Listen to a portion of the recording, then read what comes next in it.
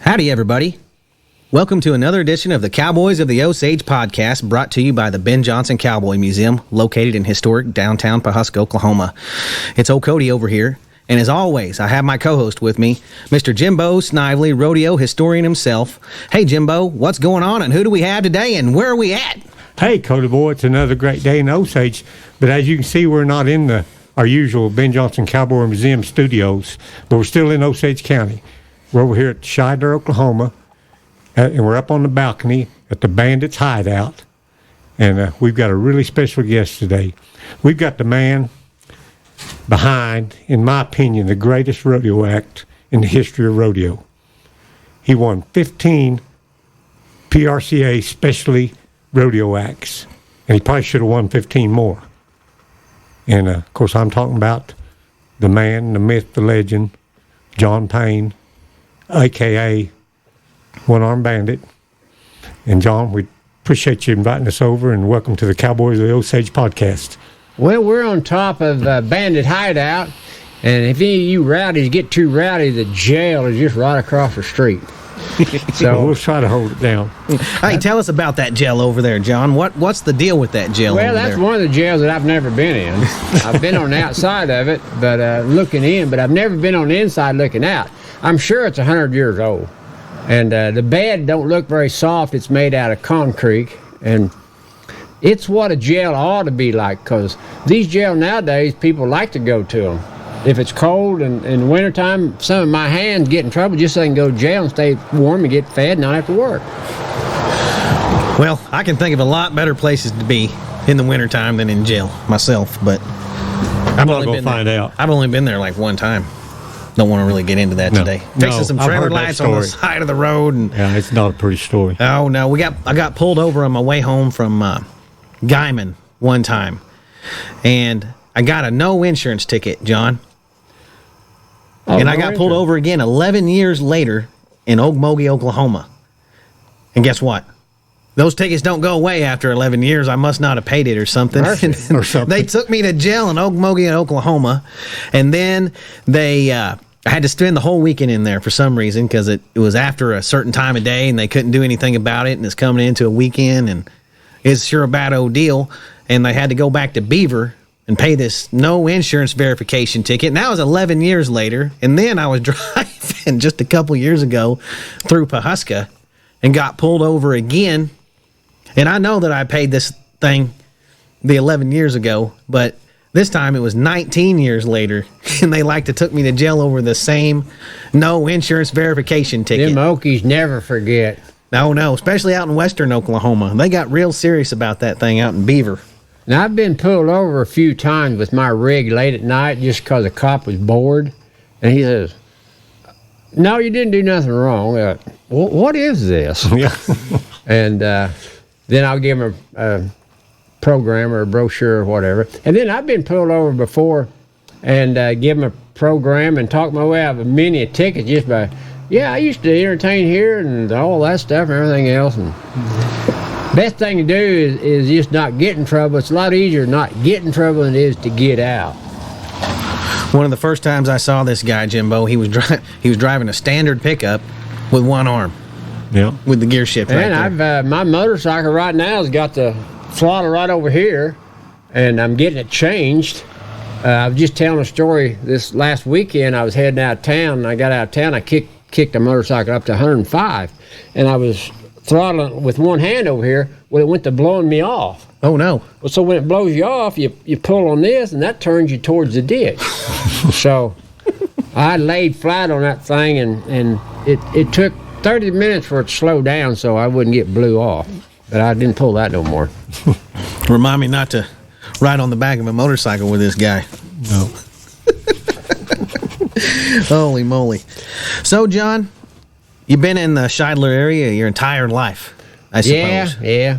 Lifelong. I was born right down here on the corner. 1953. I'm 68 years old. That's almost 70. 70 used to be an old man, but do you see an old man here? No. I'm still a young guy. He gets around better than most people I know. Right, absolutely. In their 20s and 30s. Absolutely. Well, I've only had 27 bones broke, had my guts blew out, my fingers burned off my right hand, arm cut off, my leg burnt to the bone. I've been knocked out 5 times. Other than that, I've really taken good care of myself. Right. It looks like it. It shows. There's been a lot of famous cowboys from this area. I can think of one that was just right down the road here that helped start the Calgary Stampede Rodeo, and it's Henry Grammer. Mm-hmm. Henry Grammer. You got quite a few pictures of Henry Grammer in your Oh yeah, Dad around. used to talk about Henry Grammer all the time. You know, when he died, got killed in a car wreck, he had $10,500 on him, and that was in 1923. That was a lot of money. Did you know that? Well, in my calculation, that's way over $100,000 Oh, at least. nowadays. At least. That's a lot of money. Yeah, I knew there's a lot of mysterious circumstances surrounding old Henry's death. Yeah, you never know. Where'd that wreck take place at, John? Do you know exactly? Well, I've heard that it's 7 miles west of Shidler, and all I know is it's back in here somewhere. Yeah. I really don't know. Old Dewey Donaldson, I used to run around with him, play poker with him, and he had a lot of stories about Henry Grammer, but I probably shouldn't repeat any of them. Right. Well, the statute of limitations is out on them now, John, especially on old Henry, but maybe not. There's probably some stuff that... When did your folks first, or your people first settle this country or come to this country, John? Okay, back in the late 1800s, we had some people in the cavalry, and they seen all this big grass up here. Mm-hmm. You know, grass was as high as a man's head on horseback. Right. And when they ride through it, they get wet from the waist down. Right. So they knew when they got out of the cavalry, they was going to settle in this area because they was cowboys and ranchers. So that late 1800s, and my great-grandpa, H.H. Payne, walked from Raymondville, Missouri, afoot with just a rifle and run in the Sac and Falk land rush. Kept it as long as he could, or as long as he's supposed to, and then sold it and moved up here in 1917 and bought a place.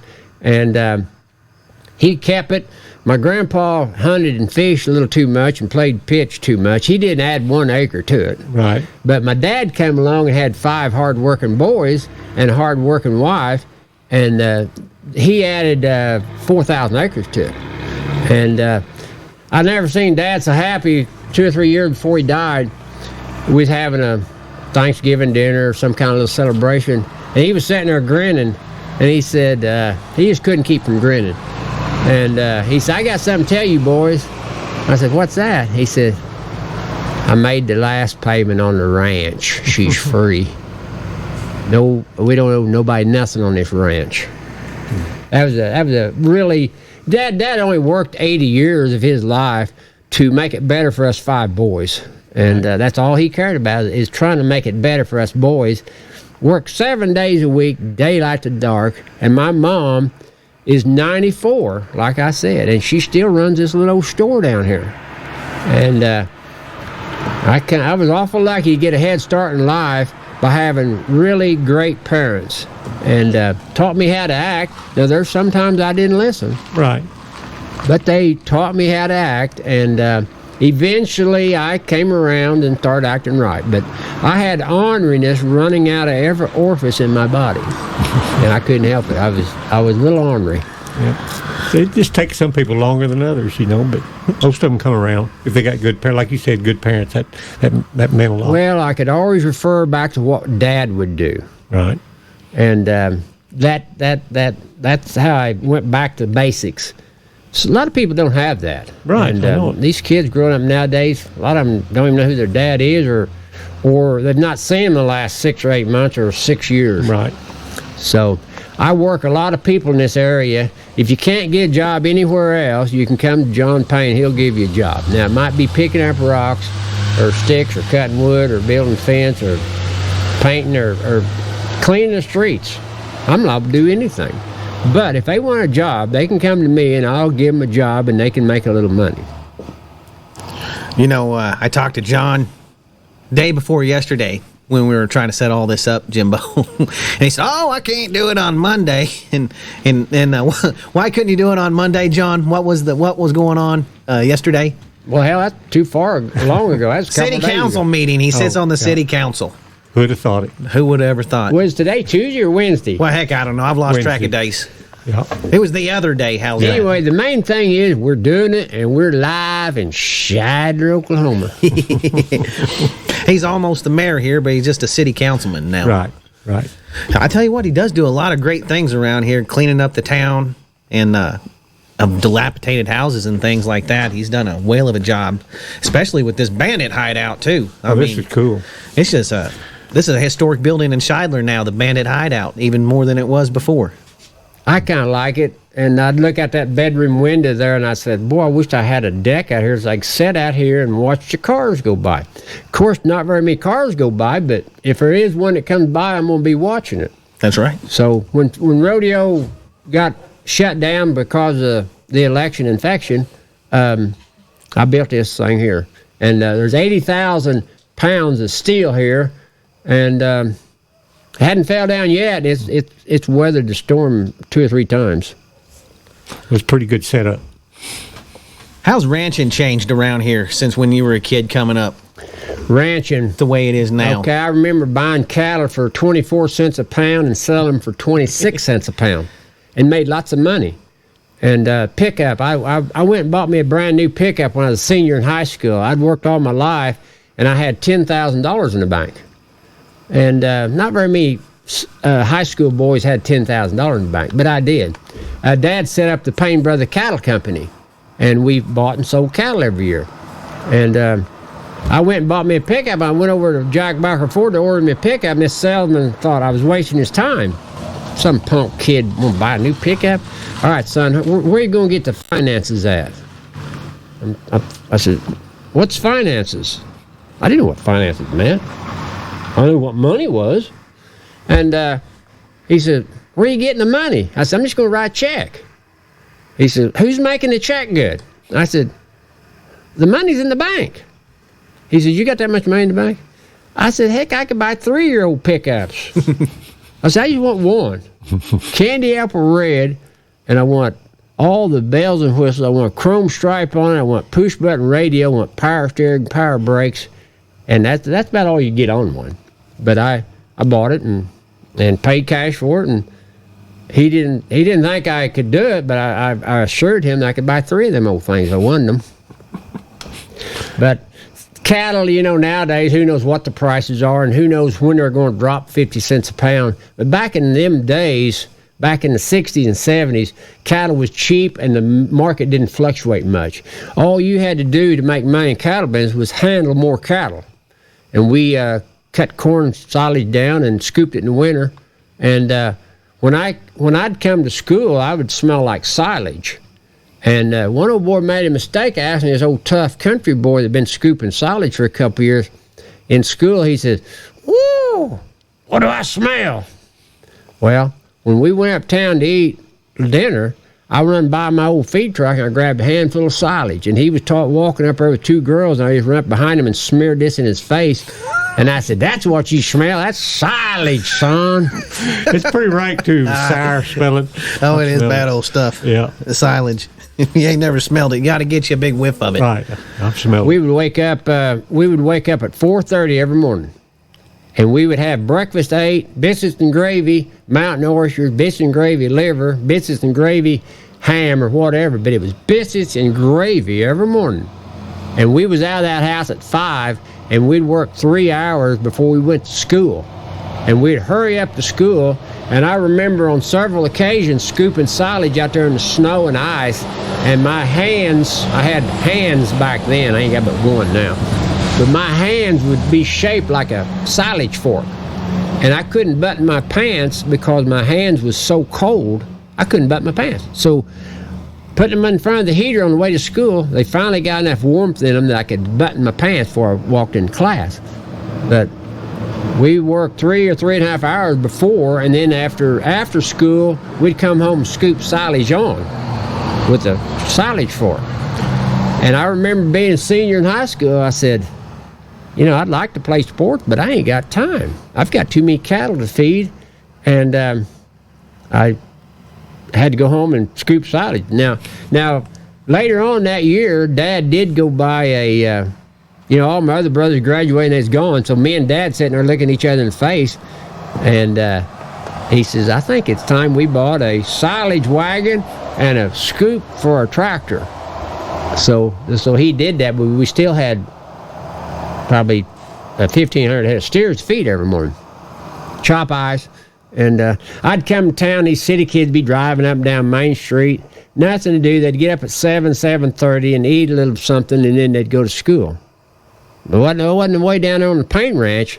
And I used to think, damn, Dad's a slave driver. But,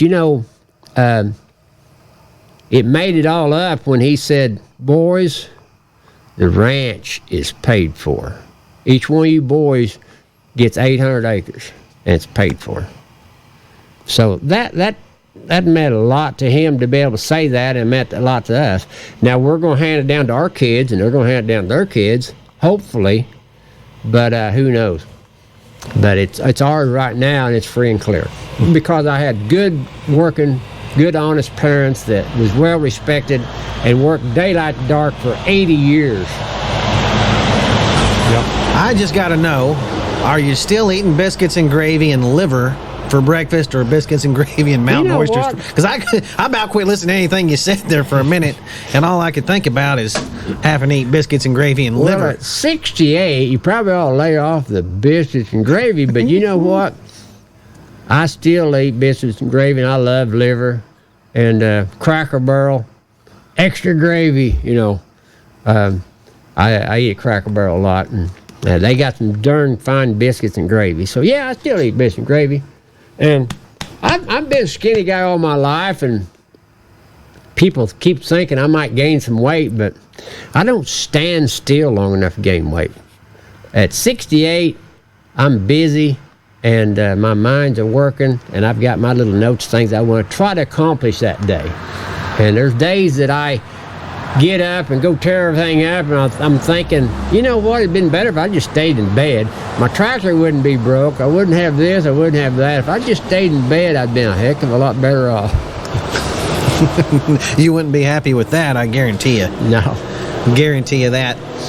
So, growing up, did you always have a flair to be an entertainer, or when did the entertaining bug hit you, John? I was born an entertainer. It's in you. It's either in you or it ain't in you. It's hard to be an entertainer if you're not meant to be an entertainer. And I would entertain the class in school. And Mrs. Shidler, she made the mistake one time saying, Mr. Payne, if you want to entertain the class, just come up and stand on my table and entertain the class. Well, first thing I went like this behind her head, when I was walking up there, and I jumped up on the table, and I go to dancing, pushing away, and all this stuff. And she says, okay, that's enough. You can sit down now. So she never made that mistake again, but I was always an entertainer. It came easy for me.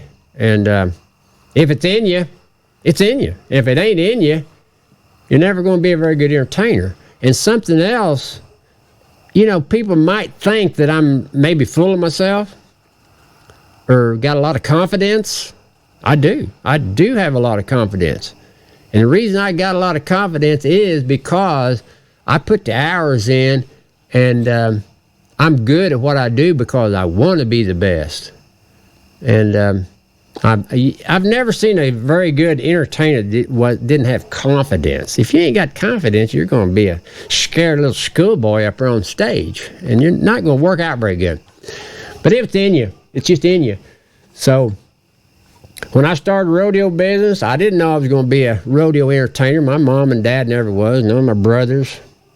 I rode a few saddle broncs and barebacks, but it was destiny, and yes, I've won Entertainer of the Year 15 times. But I'm going to tell everybody in this world, I wanted a hell of a lot more than that. And if it wasn't for this mouth, they would have given it to me a lot more. But this mouth runs a little too much, and they try to shut me down by not giving me that. And that's fine. There's nobody ever got close to 15 times and probably never will. But I can't help what I am. I am what I am, and I'm happy to be John Payne, the one-armed bandit. Well, we're darn proud of you over here, John. That's for sure. Absolutely. We know that there's never been anyone in history that's accomplished what you've accomplished, and probably will never be duplicated again. I can't see anybody ever touching that record. How many hours a day do you spend on a horseback, John? Sir? How many hours a day do you spend horseback nowadays? I should spend more days. The older you get, the worse your balance is and timing and all that, so you got to spend more then. But I'm going to start spending a little more time. I can see that I have to spend more time the older I get. I have to, when I was coming up through the ranks, I had so much talent and so much energy and so much timing and everything it takes to make it happen. I didn't have to practice. I could just go out there and do it. Well, at 68, I see that I need to ride a horse at least every other day, and I need to ride them until I sweat. You got to sweat. Your muscles has got to work. You can't do a little trail ride and better yourself. You have to work out. You have to sweat. And riding a horse is the very best form of entertainment there is, because it's not hard on your ankles. Walking, trotting, running, or whatever is hard on your body, but riding a horse is kind of like swimming for me. It keeps me in shape. If I didn't ride a horse as much as I do, I would not be in as good shape as I am. I weigh about 180 pounds, maybe, and I weighed 165 when I graduated from school.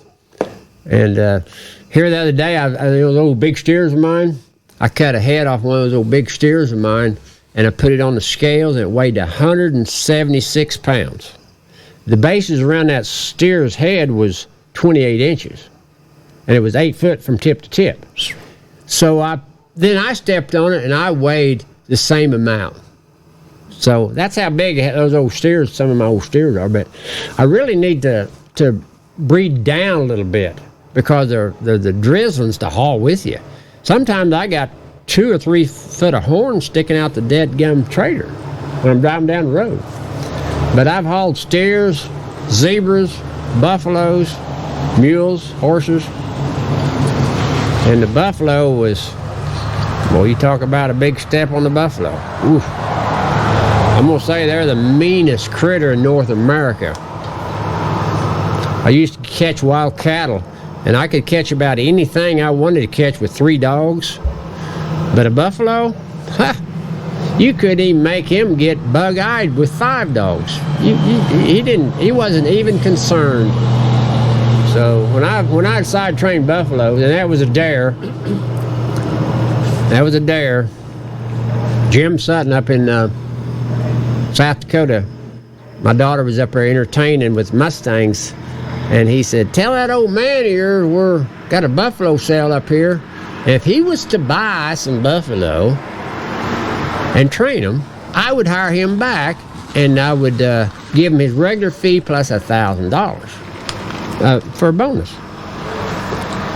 So my daughter told me that, and I said, "You tell that son of a buck I'll buy 5 of the biggest, meanest son of a bucks up there." And that was a mouthful. Many times I wished I hadn't said that. But long story short, I'm in Rapid City, South Dakota 2 years later, and I'm putting 3 buffalo on top of a trailer that I bought at that sale. And he gave me my check, and I'm thinking, yep, that's the check. What about the bonus? Oh, yeah, the bonus. Julie, give him another 1,000. So Forgot about that bonus. John, when you first got the idea before you ever went to rodeo, and you were just kicking around the idea of being a performer, and you were out in that pen and putting your 3 dogs, and you was putting them in a pen, and you had your bullwhip probably, and working on your act. Mm-hmm. Would you just have something click in you and say, if I can put them in that pen, I can put them on a trailer? I mean, how'd that come about? That idea. I never sat at home wanting to be an entertainer at rodeo. Yeah. I never thought of that. I never practiced. I was in Ponca City, Oklahoma, and the entertainment sucked. Mm-hmm. And I had just about enough beer in me that I told Walter Osbald his entertainment sucked. And he said, "Well, we'll just let you be the entertainment next year." And he thought that'd shut that one-armed guy up that had too much beer to drink. And the one-armed guy, being mouthy, he says, by God, I'll be here. He says, well, I'm serious. And I said, me too. I took another drink of beer, and these three guys that were around me said, well, what are you going to do? And I said, well, I guess I could run naked through the arena. I didn't have any idea what I was going to do. But I'd been gathering wild cattle for several years, and I knew when I went home that I'd mouthed off again. And I'm not very good at eating my old black hat, so I really went to work on an act. And I'll never forget, I was taking care of 5,000 head of steers. I had one hired hand helping me, and about all he'd do is drink coffee, smoke cigarettes, and put out salt. Maybe put a little fence up. And I didn't have time to mess with this act. I was too busy. And Walter Aldball called, and he says, hey, John, how's that act come along? I'm thinking, pretty good. He said, well, I've been telling everybody it's going to be great and bragging on you and all. He says, I've got other shows that want you now and all this stuff and everything else. I'm thinking, I really need to tell him I ain't going to be there, but I couldn't do it. I just couldn't spit it out. And he said, well, I'll see you in Punk in August, and you just click. I was going to say, hey, Walter, big click. He hung up. So I hung the phone up, and the wife was in the kitchen listening. She walked in there, and she said, did you tell Walter you wasn't going to be in Ponca City and do that show? I said, no. She said, what'd you tell him? I said, I told him everything was going pretty good. She said, well, you better get to work on something. So I had 6 months to put them steers on top of that trailer and get to Ponca City. Was that your idea from the start? No. That old truck there at Dad's house, the old truck that we took a picture of earlier, it was a 2-ton truck with the bed raised up. I thought, I bet I can make my steers get on top of that thing. So I took it over to my house and parked it out in the middle of a pasture and did it. Out in the middle of the pasture, no pens. No arena, nothing, out in the middle of the pasture. But the truck didn't run. The truck didn't have any brakes. So my old cattle got away from me, and they run off, and the dogs were swimming in the creek. And Dad pulled up there and said he bought him a new Ford diesel pickup. And he's sitting there, la, la, la, la, la, la, la, la. And I could see his lips moving, but I couldn't hear him. And I said, shut that son of a gun off. I can't hear you. So he shut it off. He said, are you still trying to get them steers on top of that trailer? I said, yeah. He said, you know, the doctor said that you may have sustained some brain damage. And he started over truck up back up. And I said, by golly, that's just what I needed to gather my dogs up and gather them steers up and try it some more. But it was a long, old, hard day. I had to do everything myself. I didn't know how to do it, but I knew what I wanted to accomplish. Mm-hmm. And, of course, we built a trailer. Now, that old black trailer down there, when I began, it was only 16 foot long. So when I booked some shows up with Walter, I made it 12 foot longer. I went to my shop, and I built it. And I went to the bank, Ponca City, Pioneer National Bank. Oh, I can't wait to hear this. And I owed them $62,000 from some cattle that just lost their butt in a feedlot. And I owed Dad money for interest. And I owed my brother Joe money for feed. And I owed somebody else money for hay and grass. And I owed this, and I owed that. I owed $100,000. And I come up with this idea to start entertaining at rodeos, and through desperation. So I went into the banker, and of course, they put this kid, he said, well, you take care of him, you know, President, Viper, ever too busy, you know, you take care of this guy. So I talked to Eric, and I said, hey, Eric, I need $5,000 to build me a trailer. I just need some axles and stuff. And I said, I need $5,000. He opened up, and he said, do you realize you missed payments for 3 months? He said, my goodness, look here, 6 months. You didn't make a payment in 6 months. He says, we can't loan you no money. And I said, what's the end page? Get to the end page. What's the end page? He said, well, the end page, you paid it off. It took you 12 years, but you paid it off. I said, yeah, I paid it off. That is the end story. Now, I want to borrow some money.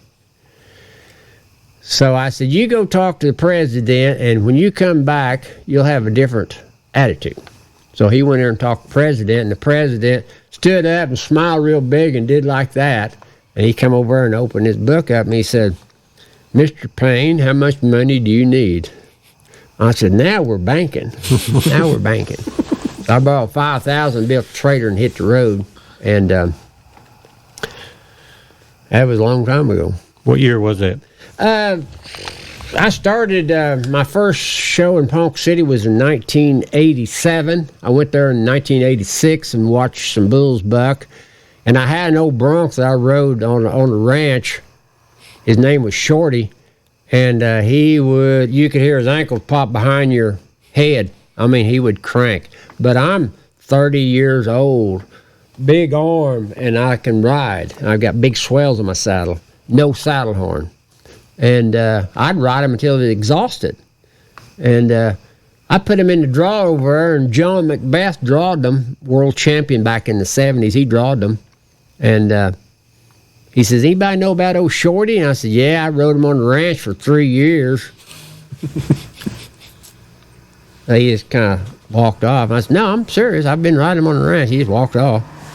Thought I was BSing him.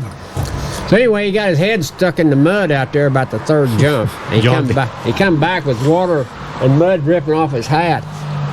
And I said, hey, what'd you think old Shorty? He says, good horse. But I rode him on the ranch for 3 years, and he would buck twice a day. And I mean, you could hear his ankles pop behind you. And I was exhausted, and he was exhausted when he quit bucking. And he would buck. He'd buck for 100 yards. He was a racehorse.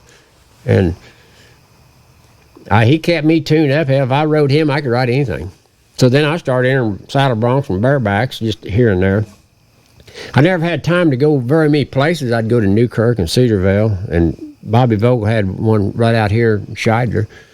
But old Shorty, he bucked old John Macbeth off, and John was getting towards the end of his career, I'll give it that, and Shorty was one heck of a bronc. You started in 87. How long did take you to win the Entertainer of the Year? Okay, in 88, the girls in the office said, you missed winning Entertainer of the Year by 2 votes. I said, really?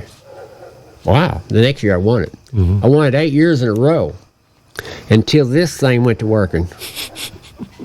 This thing here went to working. And I probably mouthed off the wrong person. Yep. Of course, probably had it coming too. Because I'm not a mouthy person. When I speak, you can just start carving it in stone. And I've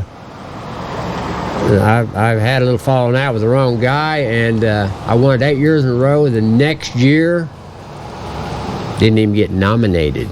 I wasn't even in the running. And everybody come to me and said, who'd you make mad? I said, yeah, I think I know. The wrong one. But I didn't. I was blackballed for 12 years. I did not win Actor of the Year for 12 years. And that was some of my best years. But my votes got... True story. Hey, John, when you lost your arm, I noticed it's your left arm that's your good arm now. Were you right arm predominantly? Dang before? Right. Yeah, I was right armed. And, right-handed? I mean, I can't even imagine picking my nose with my left hand, much less everything. Try wiping your butt with your wrong hand. You'll end up having to take a bath. How long did it take you to learn how to use your left hand like you can the right? I mean, if that's all you have, I understand, but, I mean, there's a lot to relearning to use a hand after that many years. And I still throw a dadgum ball like a girl. I mean, isn't it? I mean, when I was playing ball when I was a kid, I could round it up and throw it over the backstop. But I still throw a ball like a girl, so I just don't throw a ball no more. But I never did write very good, but you know what? I write better with my left hand than I ever could with my right hand. And I'm just lucky I've got a hand. When they fitted me with this prosthesis, I said, what was that? They said, prosthesis. I said, what the hell's a prosthesis? They said, well, it's an arm. I said, why don't you just say arm then? Anyway, they fitted me with an arm, and they put a hand on it, And to make this arm work, to make this hand open, you'd go like this. That's how you work it. You put a bunch of rubber bands on it where if you grabbed a beer can, you could crush it. And that made me feel tough, crush a beer can. But I'm sitting there going, and this good hand ain't doing nothing, but I'm trying to make the other hand work. And I've said, well, why don't I just, instead of going like this, why don't I just pick it up with this hand?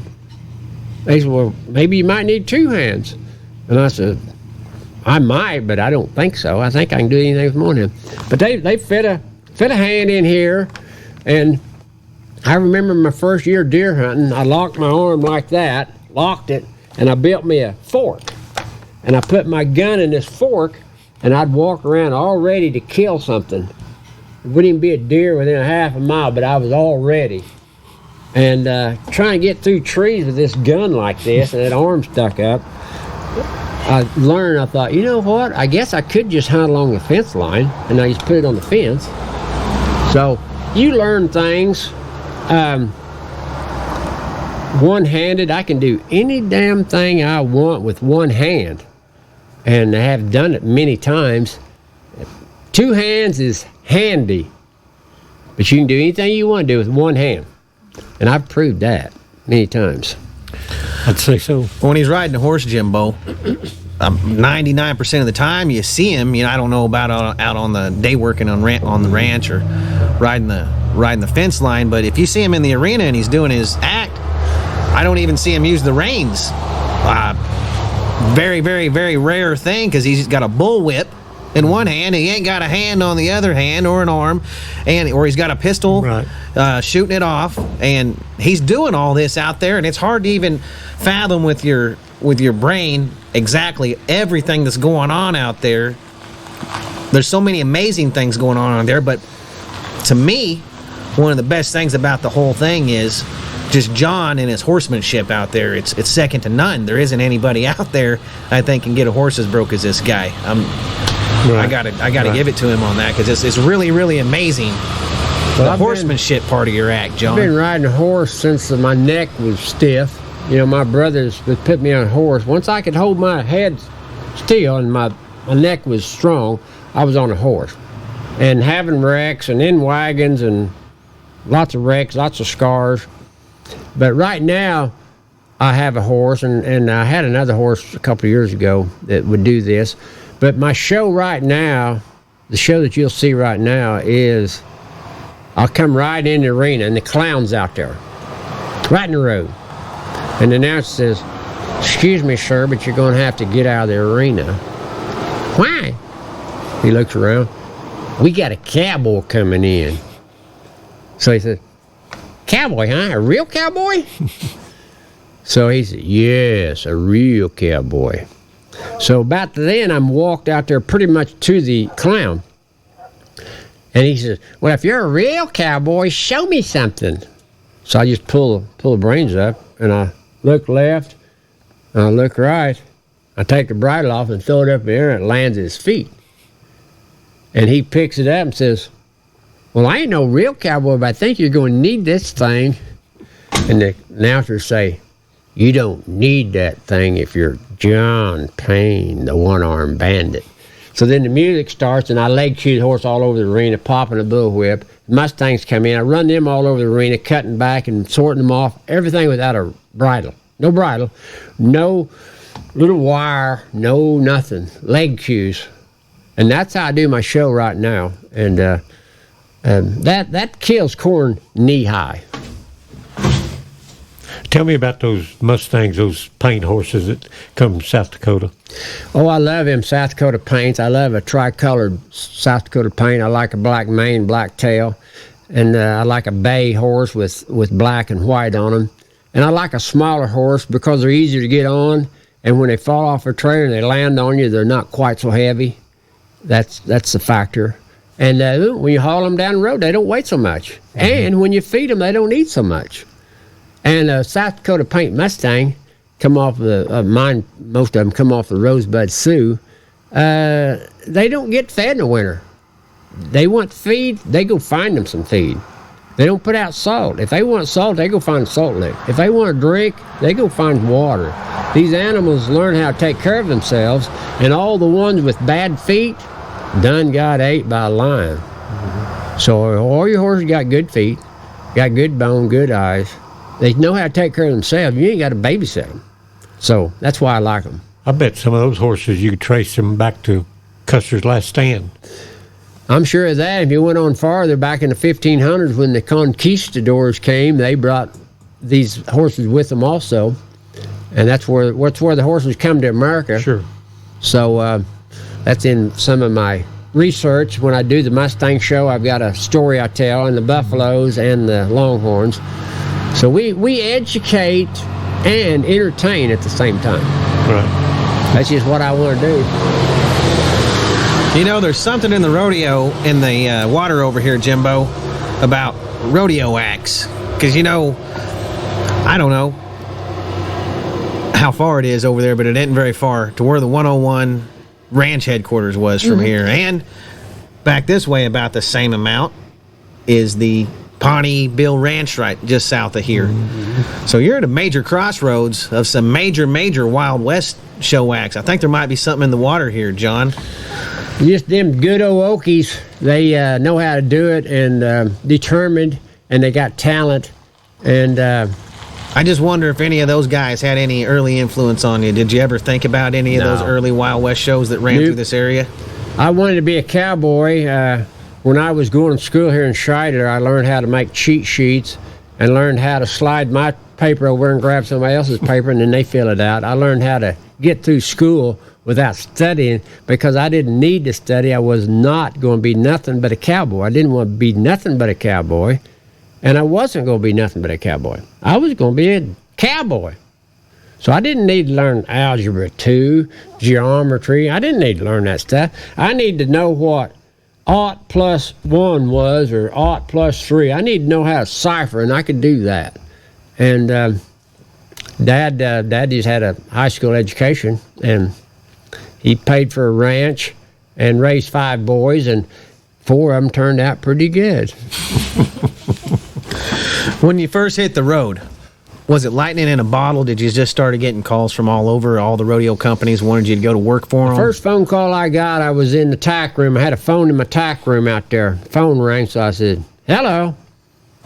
Are you that one-armed guy that jumps your horse off the top of the trailer?"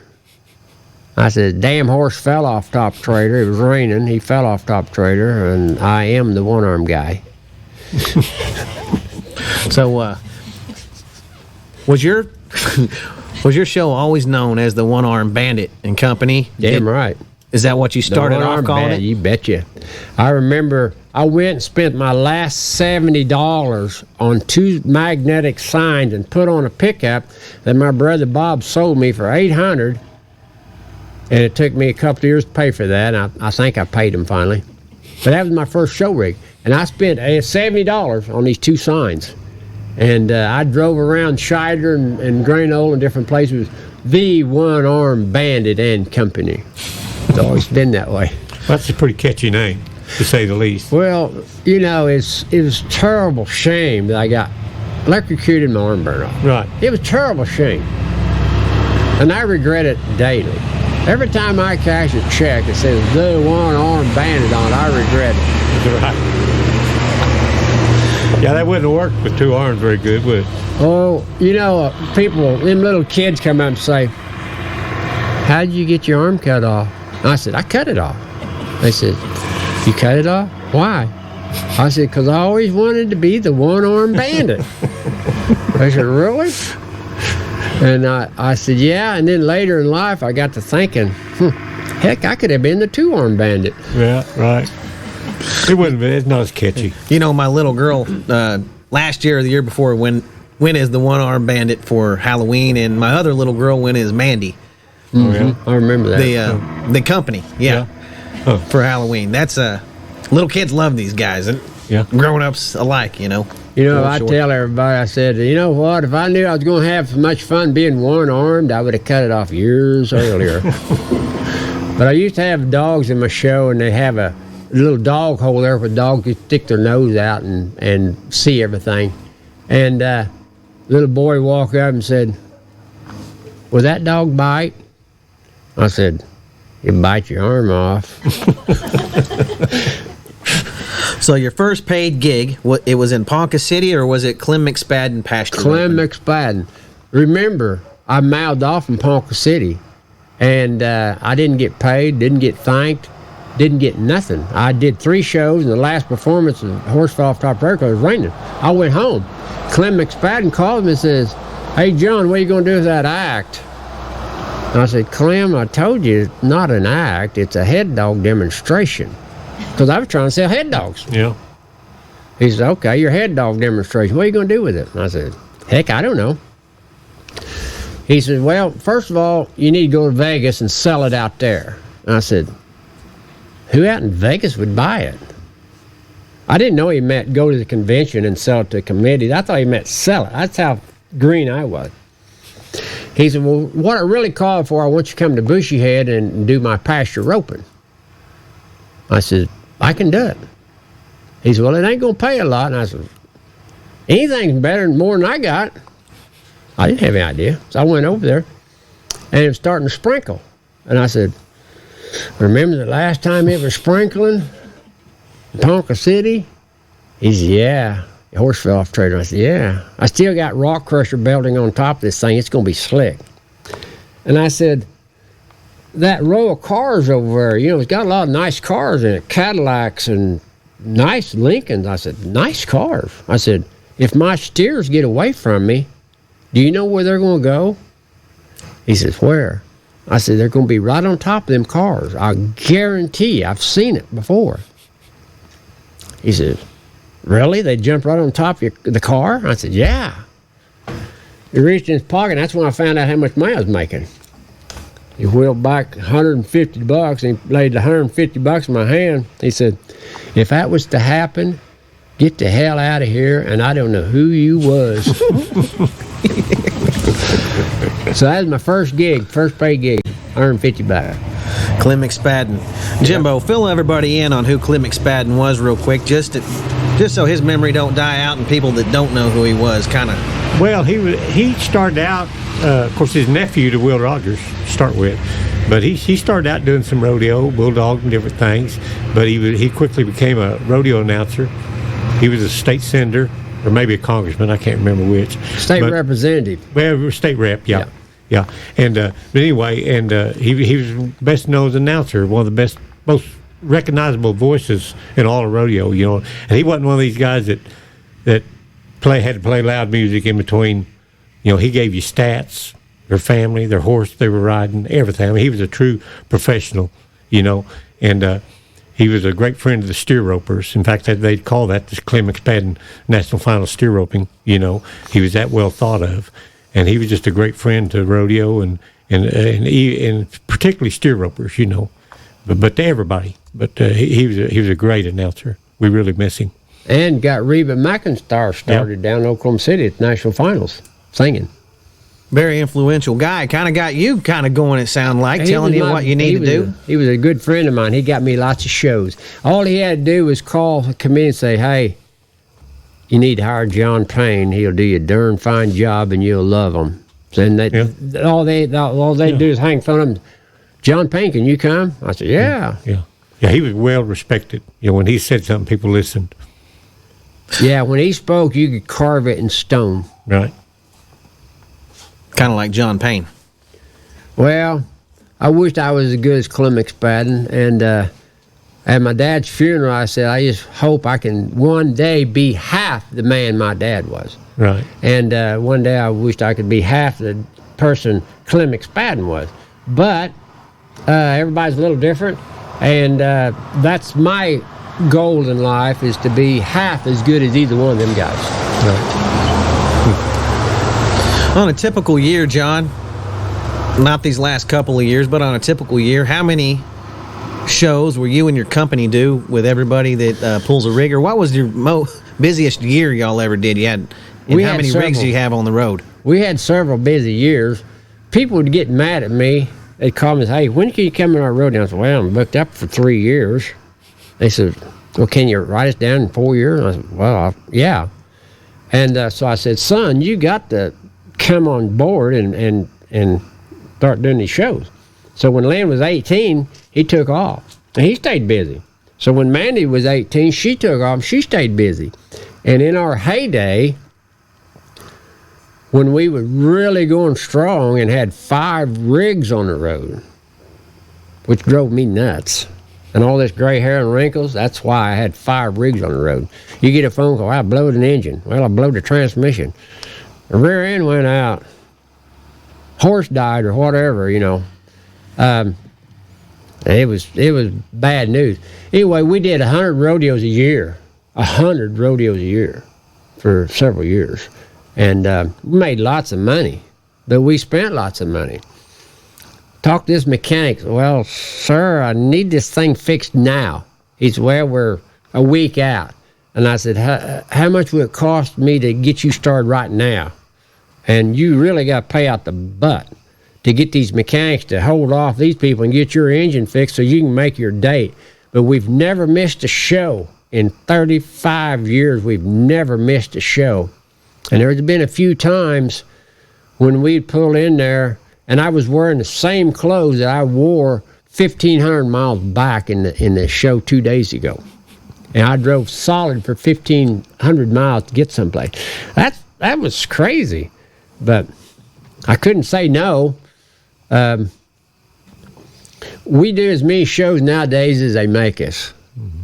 And, you know, friends of mine, I will do jobs for friends of mine a little cheaper, and I'll drive a long way for a friend. Sure. And if you're not a friend, and it's not a place I want to go, it's going to be pretty expensive. And if they don't hire me, I don't care. But well, what friend talked you to go into the Middle East? Money. His green friend. Yeah. You got to tell us that story, John. Okay, I'll make it short. Or however long you want. We got all night here. The phone rang. You want to come to Muscat, Oman, do a show for His Majesty? I said, yeah. Yeah, His Majesty? Yeah. I said, where was that at? Muscat, Oman. I said, okay. Yeah. It'll be kind of expensive, though. And I'm thinking, that's Tim Duke over in Raleigh, North Carolina, always talking like that and always acting like that. And so I say, let me tell you something, Sonny. This is how I do business. Send me $50,000 and we'll continue the conversation. Nobody said anything. Nobody said anything. Yes, we have to ask more questions first, but we send money in advance. We have to ask more questions. I'm thinking, that ain't Tim. And I remember I was thinking I was about overdrawn. And so I called the banker. I said, hey, Eric, check my account. He said, are you overdrawn? I said, it's close. So he said, you got over $50,000 in the bank. I said, what? He said, you got over $50,000 in the bank. And I said, I'm going to be up there and cash that out right quick. He said, no, you ain't either. Where'd this money come from? I said, I don't know. He said, it says Royal Bank in Canada. Something like that. I said, well, if it's in there, I want it. He said, no, don't come up there. And don't be writing no damn checks on this either. But they sent $50,000 in advance. And so I knew they was wanting me. And I told them $1 million. And they said, you're shockingly expensive. I said, well, shockingly is what got me in the business. I got shocked, and my name's Arm Bandit. So, yes, I am shocking. So, anyway, they said, we're not going to use you. We go to Australia, and we'll replace you. And I said, you ain't going to replace me. You might find somebody to take my time spot up, but you're not going to replace me.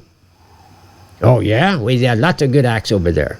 I said, there's only one Arm Bandit. And I said, quite frankly, you're a long ways from here.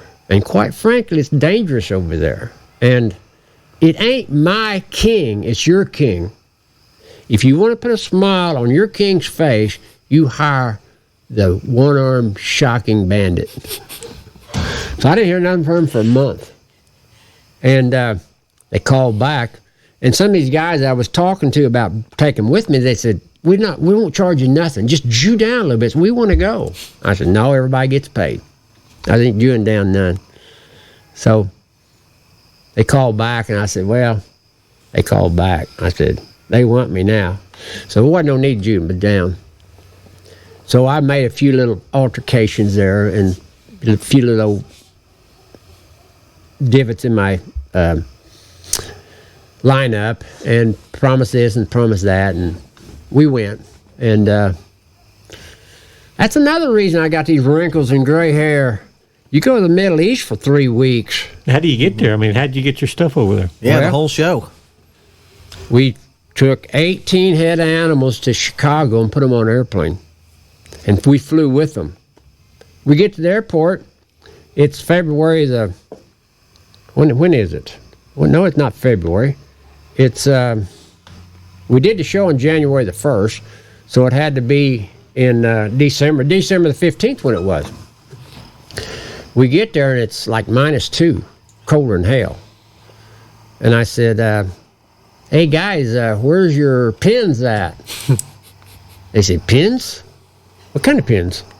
I said, okay, corrals. Where's your corrals at? They said, we're in an airport. You looking for corrals? Not here. I said, okay. How you get the wild-ass, mean-killing buffalo out of my trailer into your airplane? They said, most people lead their animals in there. I said, lead a mean buffalo?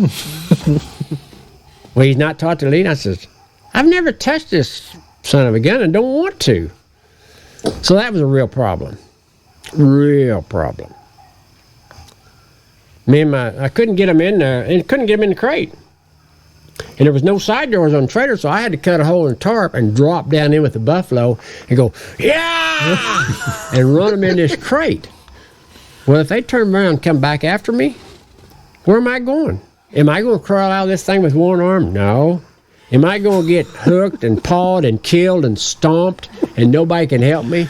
Yes.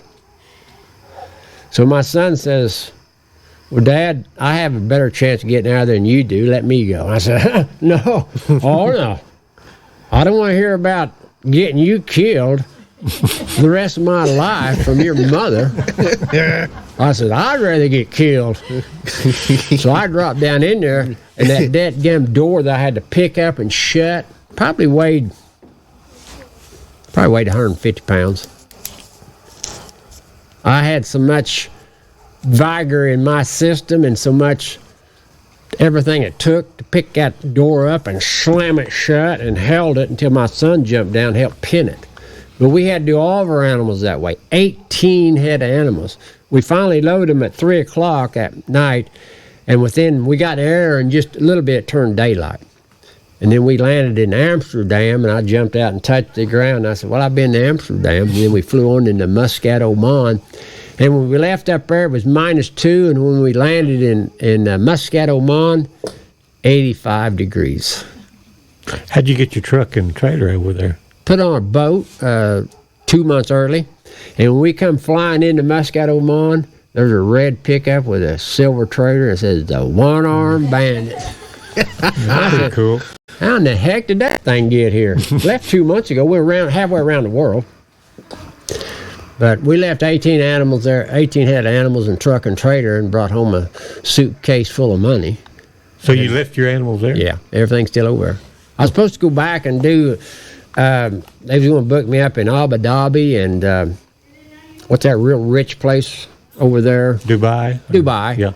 And then just in 2020, I was supposed to go back and do a show for the King and take 10 of the best acts in the United States that I could find, and go over and entertain him in December 2020. Well, the phone, they didn't talk very much. I'm thinking, something's the matter. Well, then the King died. And that's what happened, so we didn't go. But I'd already talked to a lot of people about going. So I've still got some animals over, and I still got a truck and trailer over there. But when you got $1 million to mess with, you don't mess with it. You can overlook that kind of stuff, can't you? Scatter a few buffalo animals out all over the world. Were you the only act over there, John? No, there was several acts there. There was acts from 14 countries. They had their very best acts in the world that money could buy. And money means nothing to them. They spent $25 million, best I could tell, about $25 million putting on a show for that king. Of course, it's called His Majesty, but nobody knows what His Majesty is, so I just call him the king. But it was a hell of a production. We rehearsed 6 times. And at the end of 6 rehearsals, the Brigadier General got up in front of 400 people and said, looked right at me and said, "One-Arm Bandit, very best. He goes last." So out of 14 countries, after 6 rehearsals, the One-Arm Band Company from Shidler, Oklahoma, was the very best in the world, and he went last. So that's a pretty big feather in old Matt Boy's hat. The little old buckle you win for act of the year in Vegas didn't mean nothing compared to that. The world was there, and I can brag on that the rest of my life. Sure. And I've got and down in the restaurant, it has a schedule of events. The One-Arm Bandit from America was last, and they saved their very best for last. You're a true original. No one's ever seen anything like what you do. Did you see something like that before that said, hey, maybe I could do that? Or is that just a total original thought in your head, your act, John? Never seen an act before. The only act I'd ever saw before was a bunch of sheep pulling a pickup over in Ponca City. And, no, I had no idea. Charlie Cripper out here had some roping steers, and they get sour, and they crawl through the fence, and they run off to the lake, and they got hiding in them saplings. He couldn't get them, but he knew I could catch them because my dog's track and trail. "Can you pin these steers for me?" I said, "Yeah, I can pin them." "What makes you think you can?" I said, my dogs can go anywhere they go. So, yeah, I can pin them. So I drug them out of the lake and pinned them for him. Well, a few weeks later, he got feeling sorry for him, so he turned them out on some green grass, and they run off. "Hey, John." I said, "Yeah, I'll be over." He said, "Take these son of a buckets to the sale." He says, "I'm not turning them out again." So I said, "Well, I got an act I got to do. What about me buying about 10 of these?" So he priced them, and I bought 8 of them and took them home, and I'd turn them out in the evenings. I'd turn them out on my creek, and they'd run off and hide. And I'd send my dogs in after them, and I'd find them and bring them back. Well, I'd bring them back past the house, and I looked at the porch there, and I thought, I bet I can put them on the porch. So I pulled the gate up, a little 3-foot spinning gate, and I put them up the sidewalk, up the steps, and on the porch. Of course, they pooped all over the porch, and the wife come out with her broom and said, "Get these damn things off of my porch." So then I seen Dad's truck over there, and it was jacked up like that. And I said, "I bet I can put them things up there." So I drug the truck over and started doing that. But I just dreamed it up a little bit at a time, and laying awake at night and trying things. And no, nobody inspired me I had no idea what nobody else did. In pro rodeo, I knew Clem McSpadden, Donnie Gay, Hawkeye Henson, just a few, I knew a handful of people. And dang sure didn't know no acts. And it was totally original. I dreamed it up myself right here in Osage County. Jimbo, I had to write this down. He said he's getting in trouble for killing Lynn, his boy, getting him down there with them buffalo. But I got a picture over there in the museum of him with his act animals. He put Lynn on one of them old steers that he runs on top of the trailer and sends him up on top of the trailer. I've seen that picture. Yeah, Lynn would travel with me in the summer, and I'd give him a $100 bill if he'd ride a steer out of the bucking chute and buck all the way to the truck and ride him up and then ride him off and then jump off and drive the truck out. So that's what we did every Saturday night, and he made himself $100. And he was just a kid.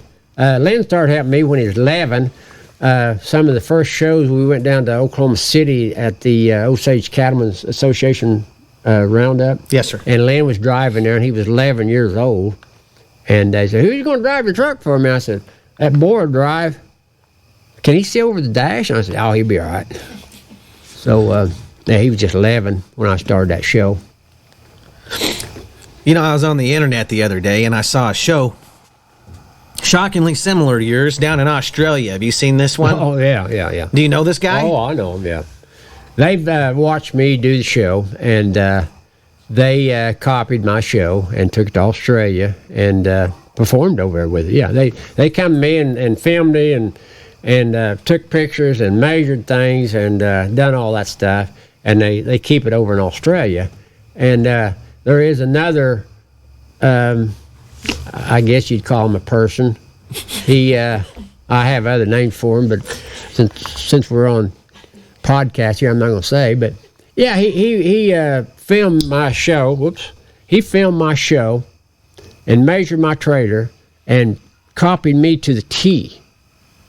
And he's from Missouri, and he is probably the most hated person in pro rodeo because he gets his butt eat out every time he does a show.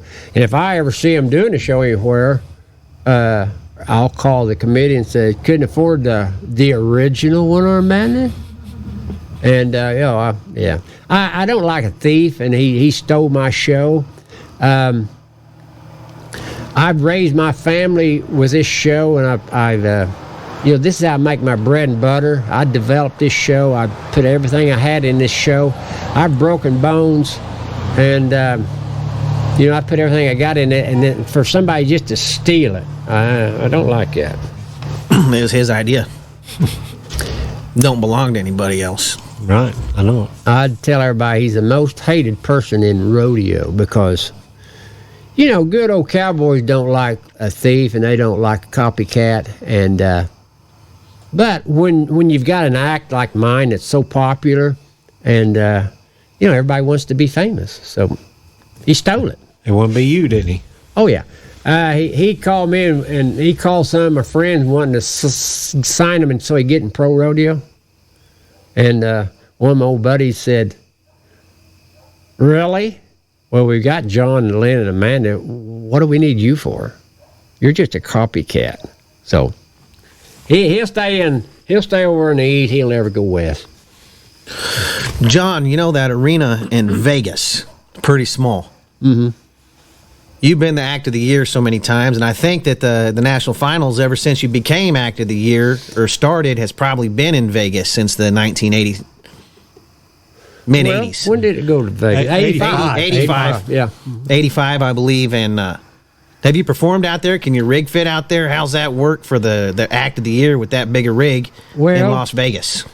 Since Featherlight wasn't a sponsor, they wouldn't let me bring my trailer in, but they wanted me to do something because I was entertained so many times. I said, well, I guess I can pull a Dodge truck out there and just jump this bull on top of the cab. They said, that'd be great. So the only bull I had was named Pac-Man, and he was a Wrangler bullfighting bull. Come out of Wrangler bullfights. I bought him in Rapid City, South Dakota from Jim Sutton, another one of them Sutton deals.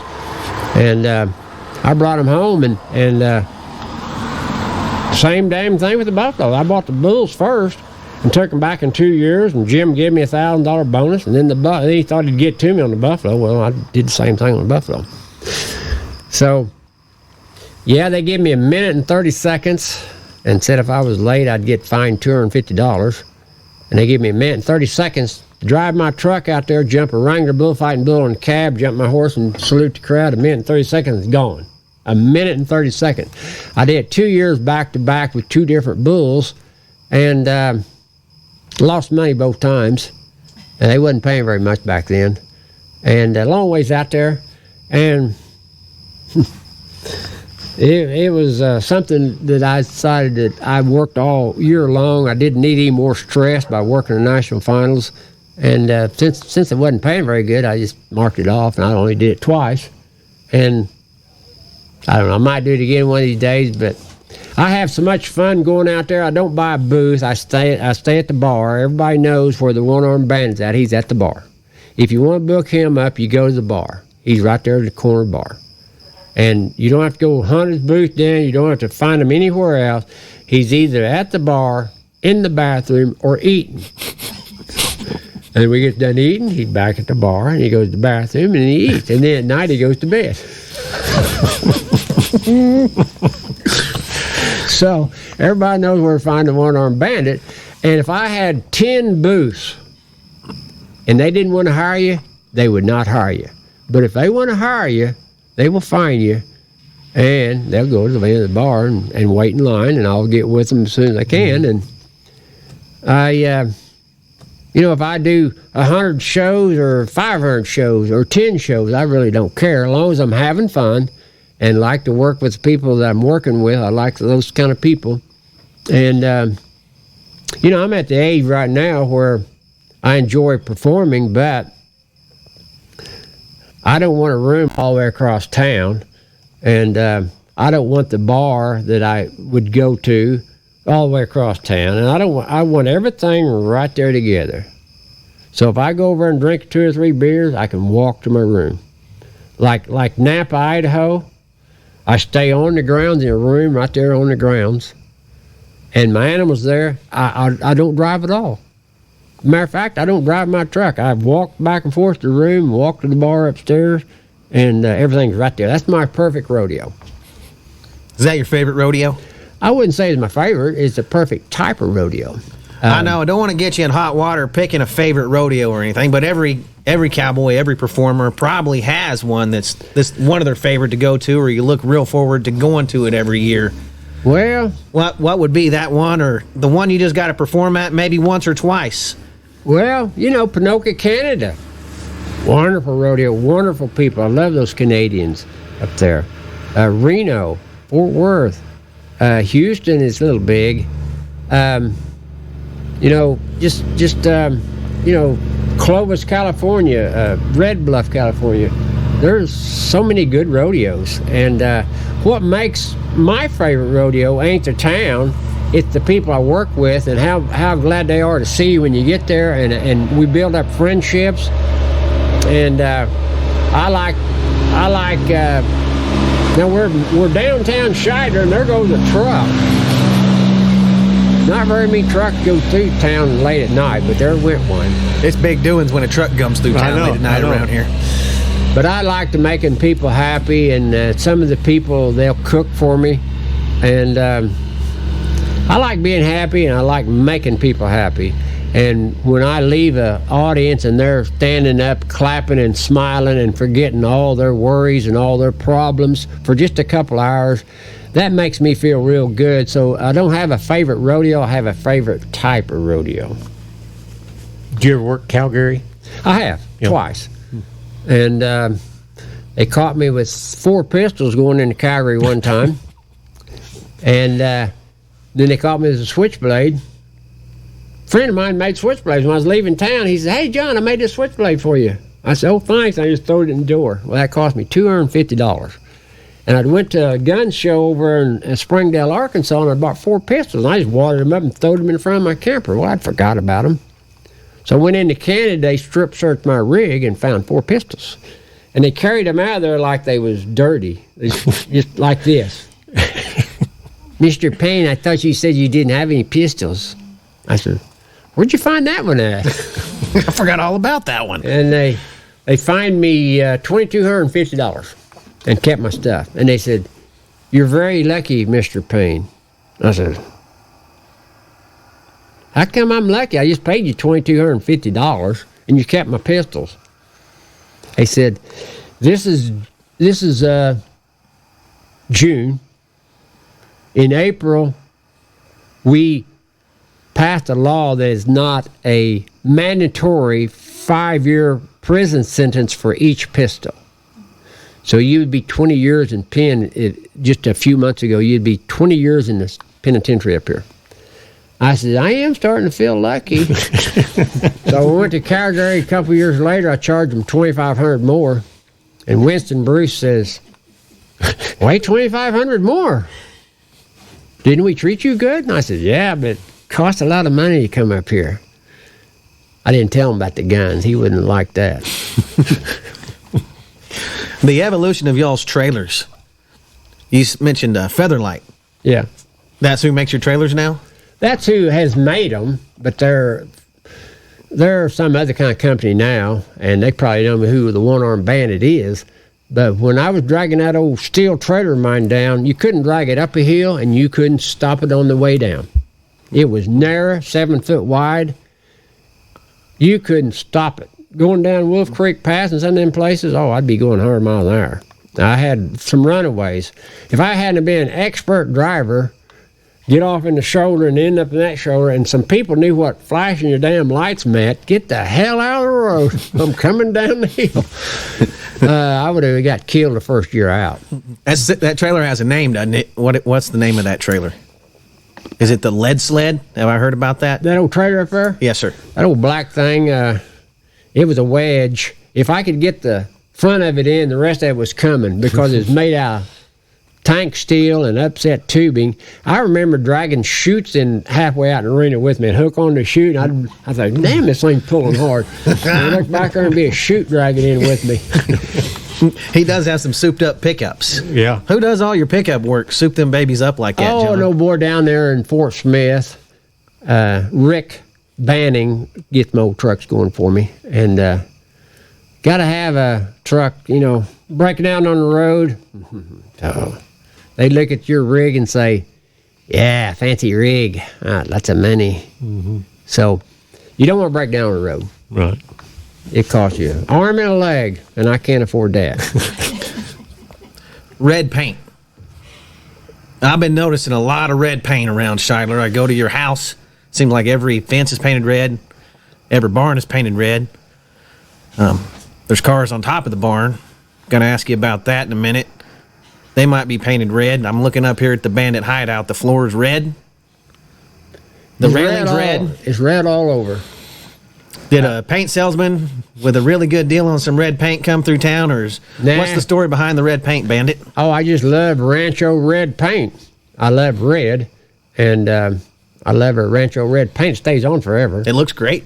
And last year, I think I painted 200 gallons of Rancho red. I wore out one of those sprayers. I had to buy a new sprayer. But I painted a lot of red. Cafe's red. Anything I own's red. It looks like High Plain Drifter here. Clint Eastwood movie. Looks like the Helltown. They paint everything red. And this paint stays on forever. And this old buckle here, look at the Rancho red paint on it. Yeah, I got Rancho red paint on everything. Hell, I get it on pants. Hell, I was doing a show, and the guy says, "You been painting in them pants?" I said, "Yeah, why?" He said, "Hell, there's paint on the back of it." And I said, "Well, I couldn't see the back of it when I put them on." So I did notice down there at your place, which your place is really something to see. It's I know you don't like being compared to Buffalo Bill or the 101 Wild West show because you're the original Buffalo Bandit, you told me one time. But it's really a step back in time. It's just like you would imagine it would be. So what's the deal with the vehicles that are on top of your I tell her, sheds? You just run everything on top of everything around here, or what's going on with it, John? Well, some people ask that question. I said, well, a few years ago, we got 25 inches of rain. I said, first I looked up there, and there them things was. There's really that much rain? But Joe had a forklift. My brother had a forklift, and I got tired of weed eating around, so I just stuck them up on tanks. And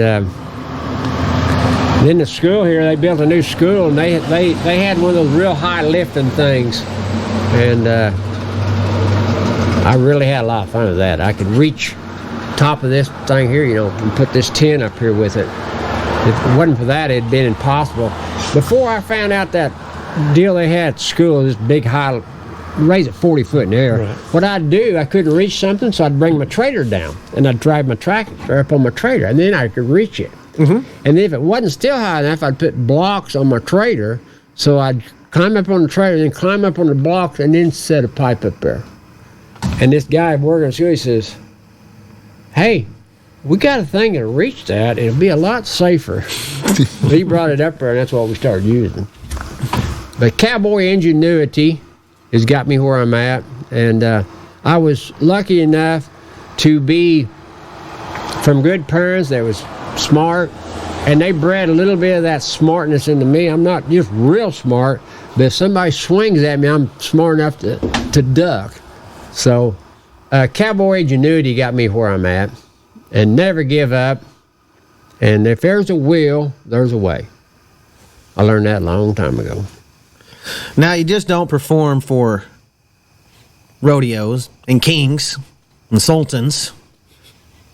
So what's some of the places that you might not have thought about the One Arm Bandit and Company playing a show at it? I think I saw a deal on YouTube the other day, you at the Del Mar racetrack, one of the fancy racetracks out there in California. I do horse shows. If they got the money, I'll travel. Heck, I've done shows in parking lots. I've done shows on racetracks. I've done shows on streets. You know, like I said, Cowboy Ingenuity. If there's money to be made by doing a show somewhere, I'll figure out how to do it. And I've had a lot of challenges. Just the other day, I did a show on a polo field. No fences, no nothing. Turn these animals loose and hope the heck they get on that top of that truck and trailer. And they had a auction there right ahead of my show. They had an auction. So I gave a little spiel about what I was going to do. And I said, I hear you're having an auction. Well, first of all, I walked up and everybody's talking. So I take that whip and I go, wham! And everybody goes. And I said, well, now that I got your attention, I'm John Payne, the One Arm Bandit, and I'm going to be doing a show here. And I told them that, and I said, I hear y'all have an auction. I said, I'm going to let y'all auction this whip off. I said, I don't want to get rid of it because it's handmade from Florida, from the best whip makers are. And I said, it's perfectly balanced. And the only bad thing is it's got my name on it. So I'm going to auction it off. Let you guys auction it off. So they auctioned that whip off. And when I was getting ready, after I got through doing my show, here comes this guy running across the polo field with this whip. He said, Mr. Payne, I want to get a picture with you. He said, I bought your whip. And I said, how much did that whip cost? He said, I got it for $2,500. I said, yeah, that's pretty cheap. I said, the only bad thing is it's got my name on it. He said, yeah, that's what I like. He had a brother in Montana that had a picture of me in his saloon. So he's going to send that to his brother and put the whip there. So $2,500, a lot of money for a whip. Yep. Well, it did come. You can't put the price on what that whip was, though, from the greatest rodeo entertainer in the history of rodeo entertainment. I know. So I say it's well worth $2,500. I'm surprised it didn't bring more than that. I am too, Jimbo. $2,500 was a steal. Right. Do y'all know that you've been talking to John Payne here tonight? Now, this is John Payne, old hat and old shirt. Now, if I was to put this shirt on up here, I would become the One Arm Bandit. Ready for show. Your alter ego. You got an alter ego? It's not the same John Payne One Arm Bandit? I'm just a good old boy. Glad I lived this long. And glad that the Lord give me a second chance in life. And everything I've seen for the last 48 years has been a gift. I was dead mackerel, and I got mouth-to-mouth resuscitation. And I've got over getting an arm cut off and fingers burned off and gut blue. I got over that. But I ain't got over that mouth-to-mouth resuscitation yet. I know it's hard for you to talk about, probably, John, but you were kind of bringing it up a little bit. Your arm got electrocuted. I heard the story from your childhood friend the other night, your Shodeo, and I was hoping maybe we could get him on here, but what can you tell us about that day? That day was a very shocking experience. 7,200 volts run through my body for 10 seconds. 7,200 volts will put a spark 6 or 8 inches long, a blue spark. And Gary Hughes was not my childhood friend. I was dating his sister, and he came home to visit in the summer. Okay. And I put him to work, $3 an hour. I worked him 6 days.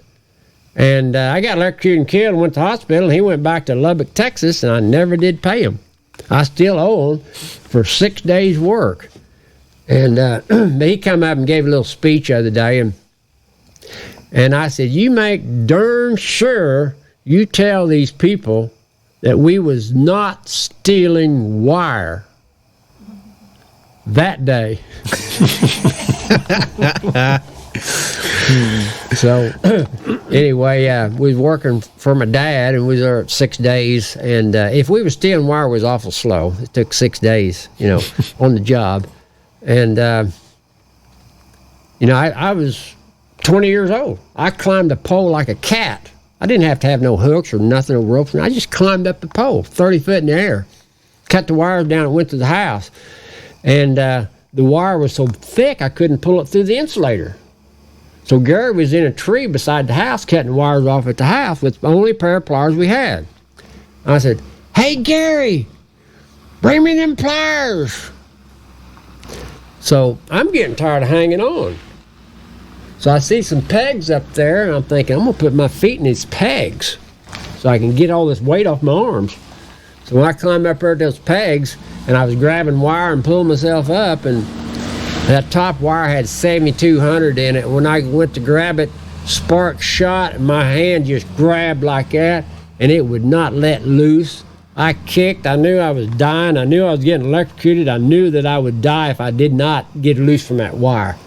But I could not undo my hand until it burned all the way through these fingers, ligaments and bones, and they flipped backwards, and I fell 30 foot to my death. And when Gary come running over there, I was still getting it. I got it for 10 seconds, and the noise was real loud. I knew it was a savage monster eating me up, and I couldn't get loose from it. But I was dead in the bushes, or the weeds there, and Gary gave me mouth-to-mouth resuscitation, and when I came to life, I said, what in the hell are you doing? And he's beating on me, and I can feel him crying and slobbering, and I'm so hot that the moisture that's leaving his face is dripping on my face, and I want more. I want more of it. I got to have some more. I'm so hot. And when he gave me mouth-to-mouth resuscitation, he said that my teeth was so hot that he had to fan me for a while before he could give me mouth-to-mouth. I was hot. Hotter than heck. So he scooped me up and took me 2 miles in a brand new pickup alongside the road there. And he said, whoever owns this truck, take this guy to the hospital. I can't go no farther. Excuse me. So the guy took me to the hospital, and we got stopped on the way from Highway Patrol. And he said, you know how fast you was going? And he said, look at this guy. And I'm sitting there going, and I'm holding my guts in. My guts are falling out. I'm holding my guts in. And I'm in shock. And he turned red lights on, and we go to Ponca City, and they start putting IVs in me. And there was a woman trotting alongside my gurney as they pushing me to the emergency room. She said, Mr. Payne, what are you allergic to? And I'd already got a look at myself. I could see my thigh bone here. My guts is falling out. This hand, the fingers were burnt, flipped backwards. You could see the bone in my arms. And I thought I was going to die. And I thought I had just a little bit of time to live. And she said, Mr. Payne, I need to know what you're allergic to. And I said, electricity makes me break out a bit. Exactly what I said. And she's come to that restaurant up here many times and told her story. And she's had to tell the story so many times, she's just about quit coming. But that's exactly what I said. Because I felt like I was going to die, and I might as well have a good time. What little time I had left, I might as well have a good time. So, went to the hospital. They put me on an ambulance. We went to Tulsa Burn Center. Gary Hughes' mother was a nurse there in Ponca. She was riding with me. That's the guy who gave me mouth to mouth. and they was a hauling butt, and I raised up off of that stretcher, and I said, "How fast you boys going?" They said, 90 miles an hour. And I said, "Slow this son of a buck down." I said, "You're hauling a dead man. I'll never make it. 2 hours, I'll never make it." So they slowed her down. It wasn't long, they sped back up. And I raised back up in bed, and I said, "Hey, I'm going to come up here and whoop your butt if you don't slow this son of a bitch down." And they drove 60 miles an hour the rest of the way. And I didn't think I'd make it. And one of the last things I heard at Ponca City was a doctor saying, I think it was saying to my dad, and he said, he'll be lucky if he makes it to Tulsa. So I didn't really think I'd make it.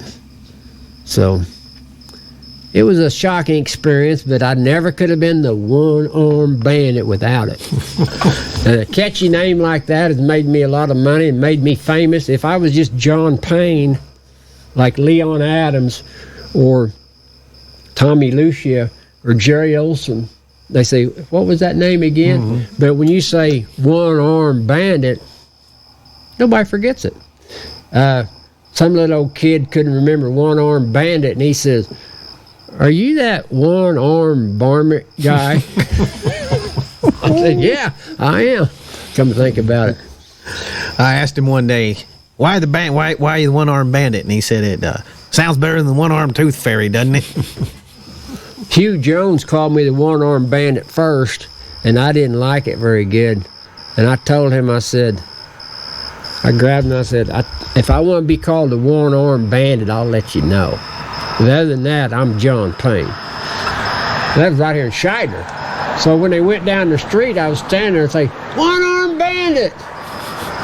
And I thought, well, if y'all want me to be the one-armed bandit, I guess I can be. I can't whip everybody. So the one-armed bandit stuck, which is stuck to a lot of one-armed people all over the world. I meet one-armed people, one-legged people, one-eyed, one-eared. If they got missing something, they feel like we're brothers, and they come and hang out and talk. And well, you got to be a great inspiration to a lot of people, John. Honestly. Well, a lot of people are on disability and disabled, and after I get through doing the show, they kind of sit up and say, "Did you see that? If he can do that with one arm, surely I can do something with two arms." And yeah, I'm a lot of inspiration, and I ought to be, never give up. And a lot of people don't, a lot of people with one arm or one leg is ashamed of it. They don't want to be seen. But if I see somebody look at my arm, I'll go like this. I go, I said, "You want a picture?" Well, is this an arm in here, or where is your arm cut off at now? My arm got cut off about 3 or 4 inches below the shoulder. Okay, so the rest of it is just... This is just like a shoulder pad with a strap on it and holds my arm on. Okay. And one time I was in Georgia, Perry, Georgia, doing a show, and that damn mule bucked me off and kicked me right in the arm, knocked my arm off. It fell down. I picked it up and said it fell down. And he kicked me in the head, too. I was about half dingy. And they caught him down there and resaddled him because the saddle was up over his neck. And the guy that was driving my truck, his eyes was this big around. And I said, "Hey, get me a coat hanger and a pair of pliers and tie this arm back on." And so his arm strap was broke, so he got a coat hanger, tied my arm back on. They led the mule over there, and I jumped on him and spurred his butt around and jumped him on top of the pickup trailer and stand in the sun and go, "Whoa!" 5,000 people stood up, and they stood up until I left the arena, and that was just halfway through the show.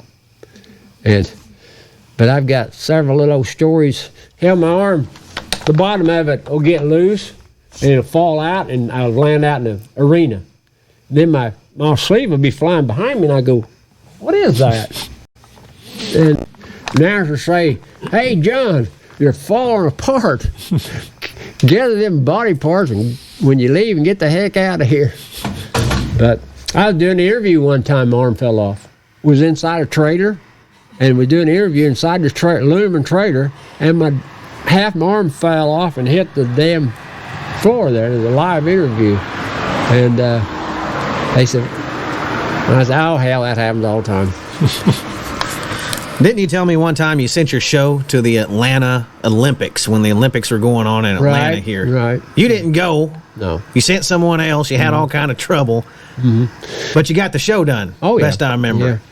Yeah, we had to develop a little pickup and a little act because it was a little place. And I sent Terry Smith down there from Pawhuska. From the pig stand over there. Okay. T-Bone. Yeah, T-Bone. I sent him down there. And I was out in Prescott, Arizona doing some shows, and Glenn Mandy was busy, and T-Bone went down there.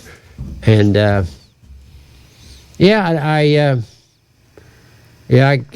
kind of got stood up on that little deal. But the guy that didn't have enough money to pay me came back and did, I think, 2 weddings for me. He did the sound. He was a sound man. And this was his little old deal, and it just didn't work out very good. But we got invited to go down there and went down there. And that's when they had the bombing down there. Terry left, and he was in such a hurry to get out of there, he left one of my show saddles in the house, and I was doing a show for the Volds, and Karen Vold says, I think I got one of your saddles in my trailer. I went over and looked at it. It was a saddle that I'd won in 1989. It's the first saddle that I'd ever won. Said Act of the Year. And anyway, he was wanting to get out of there pretty fast. What'd you think about old Harry? I always thought he was Harry Vold? Oh. He was a great guy. Ain't none no better. Him and Clem McSpadden right there, and Jim Shoulders. And last time I ever saw Jim Shoulders was down at Ada, Oklahoma at the bullfights. And we'd always drink a little whiskey together. I said, Jim, what you drinking? He says, I don't think I better drink anything, John. I said, you're going to die. I never saw him again. But him and Sharon was good friends of mine. I did their Crossett, Arkansas 50th anniversary. Me and Mandy went down and did 2 rigs in the arena at the same time. And that was Jim's last rodeo. Jim and Sharon Shoulder, that was their last rodeo. We was friends forever. Now they're both gone. And but last time I saw Jim was in Ada, Oklahoma. But he'd come out to my booth in Vegas and sat at the bar with me. And but he was ailing a little bit, and never saw him again. I sure miss him. Harry Vold, first time I really met Harry Vold was in Prescott, Arizona, and it was like in 1988. And they was having a wild horse race, and a saddle went upside down under a horse, and this horse was running to this gate I was standing behind, and I said, people, get the hell out of here. This son of a buck's coming on. So I got everybody out of the way, and he tried to jump it, and he hung up, and he did a flip and landed on his back out there and hit the ground. Well, I was on him before he got up, and I was holding his head back around like that so he couldn't get up because he was in the parking lot. And people out there and cars out there. I mean, he would have tore some stuff up and probably killed himself. So Harry Vold comes running over to see where he went, and the pickup guys, they open the gate, here they come. And Harry sees me, he says, well, it's damn sure a good thing to have a cowboy around every now and then. And, you know, I handed them the lead rope and they let them back in. But that's one of the first times I met Harry Vold. Me and him was best of friends from then on. We respected each other, and we had a good friendship until he died. And I have really fond memories of him. Yeah, I got a lot of good fond memories of Harry Vold growing up. I used to work for him as a kid. Oh, you did? When his rodeos would be close to us, he'd keep his stock at our house, and I'd go strip broncs or run the rope and shoot or whatever needed to be done in his rodeo, and I kept a check he wrote me for $50 one time for, I think I just lost it here recently, but I kept it most of my life. But yeah, he was a real special man, knowing people like that. When he started his rodeo business, he didn't have a semi. He'd drive his horses to the rodeo up in Canada. He's a Canadian from Canada, and he would drive his horses, trail them before they had semis. That's how far he went back. I've sat and visited him many times, and when he'd see me at rodeo, he'd come and get me in a little golf cart, and he'd say, "You need to go see the circus?" I sure do. "You need to go over?" I said, "I sure do." And I would drink those little red beers, the chiladas. Yes, sir. He says, Harry never drank, but he would drink a little red beer with me. He really liked the taste of that tomato juice in that beer. So I corrupted him as much as I could, but that wasn't very much. Did you ever get to work Cheyenne? My daughter did. I've been asked, and I was busy, but my daughter worked it, and I went up there with her. We had a dog. We was doing our show, and they had a calf roping going on. Well, the dog put the steers on top of the trailer, and then here went this calf, and he ran out there and caught the calf and held the calf. And see, they roped it and turned it loose, and the calf was running back shooting. Here, the dog ran over and caught the calf by the nose and held him. Yeah, if you've never been to Cheyenne, there's a great big track all the way around the arena, and the arena's in the center of it, and they got stuff going on the track, while they're roping or bulldogging and riding bulls in the arena. It's all simultaneous, kind of like a Wild West show back in the day. But now, are you all getting pictures of this? Cell phone pictures of our little? Well, it's all right here. It's getting video. Well, I know, but how am I going to get a cell phone picture of this event up here? Oh yeah. Well, we can get Leslie to take a few pictures of us sitting here. Well, I'd like for her to get a picture or two, because people, when they drive by, they're going to say, "What kind of party was you having up here?" I said, "That was an interview." Oh, yeah. It was a good podcast going on up here. But ain't this a beautiful little sight? I mean, up here 2 stories up in the air on Main Street of Shidler. Well, most towns that has what Shidler has going on, this building would be falling down probably, John. So it's a real testament to you to save and care about Shidler history the way you do. Well, I bought this building here, and the roof was bad in it, and I had like 20 little buckets everywhere. And then every time it rained, I'd have to go empty the buckets. And Mom was looking for a store to move to, a building to move her store to, because the other one was falling down. And I said, "Well, I bought that old bank building down there." So she came down and looked at it, and her and Dad, and I had all these buckets everywhere, and I was dumping buckets. They said, "You need a roof, huh?" I said, "Yeah." They said, "You find out how much a roof costs, and we'll pay half of it if we can put our store in here." Mm-hmm. The 10 or 11 care stores, she takes donations and sells them, and then gives the Shidler Methodist Church the money and keeps the church going. And it gives the old women something to do. And so, damn roof cost $12,000, and Mom and Dad paid half of it. And if I hadn't done that, I couldn't have done it at that time. I would have eventually done it, but it saved the building. The building don't have any leaks in it, and it's strong and sturdy and serves a heck of a good purpose. We'll have some dances, street dances here, and I just kind of like sitting up here watching the cars go by. Yeah, it's a pretty cool spot. Hey, John, back in, 86, 87, when you mouthed off to Mr. Osbald over there at Ponca City, in your wildest dreams, did you ever think that the One Arm Bandit and Company show would be on its 3rd generation of Paynes traveling with the show? And how special is it for you that this is a family business? Your daughter, your son, your grandson, you. Oh, somebody's got to take the old timer's place, and Patrick is bronc riding, calf roping. I've got pictures of him riding in the rain, riding in the snow. He's on a horse every day. And I drove around the arena today and thinking, you know what, I might not have money to send these kids to college, but I've invested in a rodeo arena where they're breaking horses, riding horses. They can improve their skills. And, it's a sense of pride to have done that for the grandkids. I got 4 grandkids living up there. And then my daughter's married to Jackie Joe Donaldson, and he's got some He's girls. a good guy. Yeah, they got some girls living there, and they all like to barrel race and rope and all that. But no, I never had any idea. When you mouth off, you just mouth off. You don't think nothing about it. And no, I had no idea, but it was the first time I'd ever done a show with Patrick. The 3rd generation was here the other day. Oh, wow. And I was wanting Mandy to be in the show too, but when we was sorting horses right ahead of the rodeo, was running late, and her horse run by me and splattered mud all over me and run out the gate, and I thought, that was her horse. Well, we didn't have her horse caught, so she couldn't help. And it was a stress-free Shodeo, and stress-free Shodeo starts late. You should have been there, Jimbo. Yeah, sound like it. Yeah, they start late, and I said, stress-free, no barriers, no judges, no flag-outs, no secretaries, no broken barriers, no knocked-over barrels, we don't care. And I said, no hurry-ups.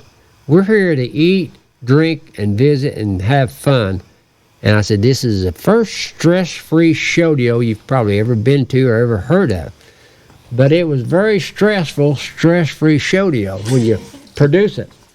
My broncs, my bulls, I hired and fired everybody, and built the arena, moved the grandstands in. Jackie Joe would help as much as he could, but he's got a full-time job, and Mandy runs a restaurant. And nobody knows how to do it exactly like I wanted it. And that program you saw, I spent 2 or 3 months making that thing.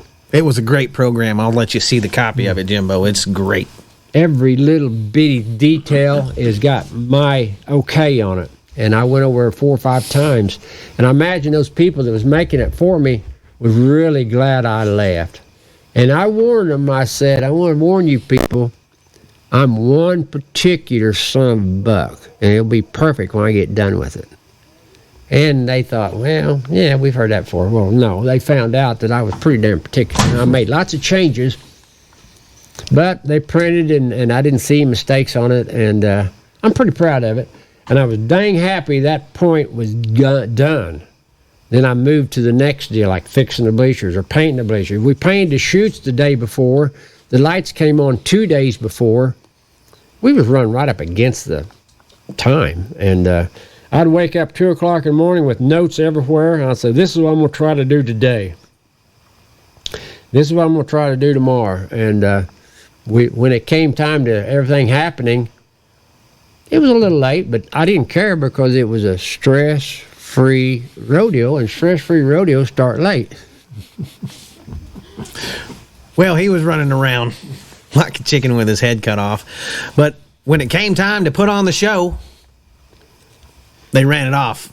Well, I was talking to the announcer here, telling him a few things, and somebody tapped me on the shoulder. What about this? I said, just a minute. And then somebody tapped me on the shoulder. And then the band guy came out. It's raining. I said, what are we going to do? I said, let me talk to the announcer. We got to do this first. And, yeah, next year I'm going to have a few committees to help me, and we're going to have, things are going to be a little different, but I think there was at least 500 people there, and everybody had a good time, and we're going to do it again next year. I had to turn 2 rodeos down just to do it, and then I had to spend quite a little bit of extra money to get the lights on, but I was darn sure the lights came on when we was running a little late, and it would have been one dark son of a gun up there if all those lights hadn't come on. Tell you what, where he has it up there on that hill, there's not a prettier little place to have a rodeo in the world than right there, Jimbo. Sounds like it. I'll be there next year. It was right great. on top of the hill, and when it rained a half inch that morning. All the water run off. Yeah. It didn't rain for 2 months. I know it. And I've told this many times, if a old wet mule farted you in the face, it would be a welcome relief because it was so hot and dry, hotter than a popcorn fart around here, 100-degree weather, wind blowing. But I've heard it many times, to make it rain, put on a rodeo. Yeah. So, Plan a rodeo outside. So You'll probably get some rain. We had sand in the arena. I had some sponsors help me with the sand. I had a lot of good sponsors. Sponsor board right down there in the cafe where everybody comes in to eat. They can see who all made this possible. And a little old rodeo like what I put on, I think it cost $35,000 to put on. Just a little old, you got to have insurance, you got to have this, you got to have that, you got to have this. Banners, the banners was $2,000, and just everything, it just adds up. Stuff people don't even think about, cost you a ton of money, pile of money when you're putting on We had a lot of good sponsors and a lot of generous sponsors, and everybody was so eager to do something around here. There hadn't been nothing around here for years. Like I said, we hadn't had a traffic jam in Shidler for 50 years. You know, I read a deal here a while back, and you might have some insight on this, John. I need to ask you about it. Might have been the last big happenings in Shidler. Did you ever hear about the jackrabbit roping they had up here? No, I wouldn't know nothing about it. I really wouldn't. Well, as far as I can tell, they gathered up a bunch of jackrabbits and they built a little pen and had some sort of hey, that's a good idea, but there ain't hardly any jackrabbits around here anymore. Well, they've all died off, I guess, but you know what the closest thing to jackrabbit is? Them little old zebu calves we was roping the other day. Why didn't you have mini zebu riding for the kids? That would have been great. Well, always next year. My daughter said, because we do the little play days there in Pawhuska, she said, do you think we could start off the play days with mini zebu riding every time? I said, well, if we come up to the ones they're going to be having up here in Shidler, that probably won't be hard to talk them into it. I used to have 80 acres up on the hill there, and Patrick, he's got 10 or 12 horses. He buys and sells horses all the time. He had those 10 or 12 zebus, and he brought a bunch of chickens and things home, and then he got goats. I just said, well, that's y'all's place. I'm going to keep this down in the bottom, but sounds like it's a chip off the old block up there. I believe so. He's a horse buying, horse trading, bronc riding at 16. Is that all the older he is? He's 16. Oh, yeah. wow. He's an impressive young man. He just got a driver's license, and he buys and sells these horses, and he'll pay some money. Papa, you think I'd give $2,500 for a horse? I'd buy killer horses and break them. Patrick haul off and pay $2,500 or something, and then he'll turn around and sell it for $4,500. Papa wouldn't do that. The horse market's like it's never been before in history right now, John. There's like your average horse is bringing. Anyone will ask you $10,000, $15,000 for anything they're riding these days. Well, I just happen to have about 50 horses on hand, and I'm going to be turning loose some of them because I'm not going to be wintering 50 horses this year. Everybody hear that? If you're looking for a good horse, get over here to Shidler. John's not hard to find. They'll be spotted. Some of them pretty Sioux, Red Bud, South Dakota. Custer horses. Custer, right off the reservation. Rosebud Sioux, come right out of South Dakota, right off the reservation. What's the big red hand you got all over everything, John? That's the Remaining Hand brand. The Remaining Hand brand. Now, I used to brand all my horses with a hand brand, and you got to shear the hair off of them so you can brand them. But I've been thinking about getting a freeze brand, but most of my horses got buck in them. Nobody wants to steal them anyway, so. The wilder, the better. Seems like the meaner, the better, and the wilder, the better. The greatest show I ever put on my life was in Dayton, Iowa. And I was out rodeoing out in California, and I flew home and got those old mean wild buffalo that I bought off of Elm and Fox over in Ponca City. And they was descendants from the old 101 Ranch Rodeo. Descendants. So they was inbred and crazy. That'd hook you off top trader. Well, I flew home, got another rig, and took him a wild buffalo up there and throwed an old bronc in named Josie. And I pull out in the arena, and I walk out there and take my hat off. They introduced me, and I take my hat off, and I crack that whip, and this horse comes running out of the trailer with a hump in his back and bucking all the way to me. Yeah, hump in his back. And we knew he would. We didn't cinch him up until right before we went in. So I looked at him like that, and old boy behind me said, "Get on him, cowboy." And I start walking out of the arena. Hey, you're a cowboy. You ain't supposed to be scared of these bucking horses. So how many people want to see John ride this horse? Well, everybody just, So I got on him and hung it in him, and he bucked all the way back around the arena the other way. Then I jumped him on top of the pickup and trailer, and then I got the buffaloes and put them up there. I rode up there and stood in the saddle and went like that, and the buffalo went up there and hooked that horse right in the butt. Knocked that horse down the ramp, and I fell straight down in front of that buffalo, and he immediately just jumped and kicked him in the nose because I knew he was right after me. Horse runs off. So I've got my whip in my hand, and the buffalo charges me again, so I'm on top of the trailer, and I whop, whop, whop, whop. and run that buffalo back. And I go, Josie! And Josie just raises up, but he don't move. But he's over stand by the announcer.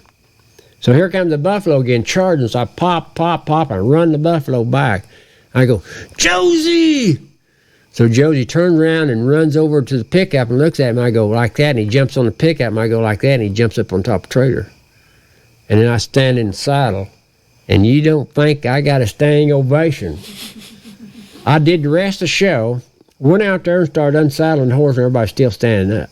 And I getting ready to take the saddle off, and old Boyd Poeme and says, John, don't pull leather on that saddle. You got to come back in and make one more lap. So I came in and made another lap, and wildest damn show I ever put on my life.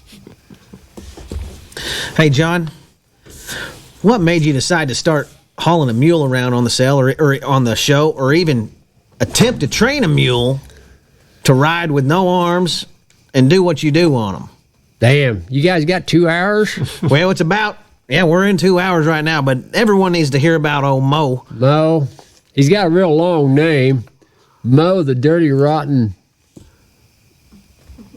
something rhymed with Mo. Ends with hole. And anyway, everybody said, y'all buy a mule. I said, a mule? I said, I'll buy a mule when all the horses are dead and I get tired of walking. I said, I ain't riding no damn jackass. Well, I'm sitting in Ada, Oklahoma to bullfights, and they have bullfights at night and mules sell during the day. So I go around walking, look around all these mules. There's about 150 of them in there.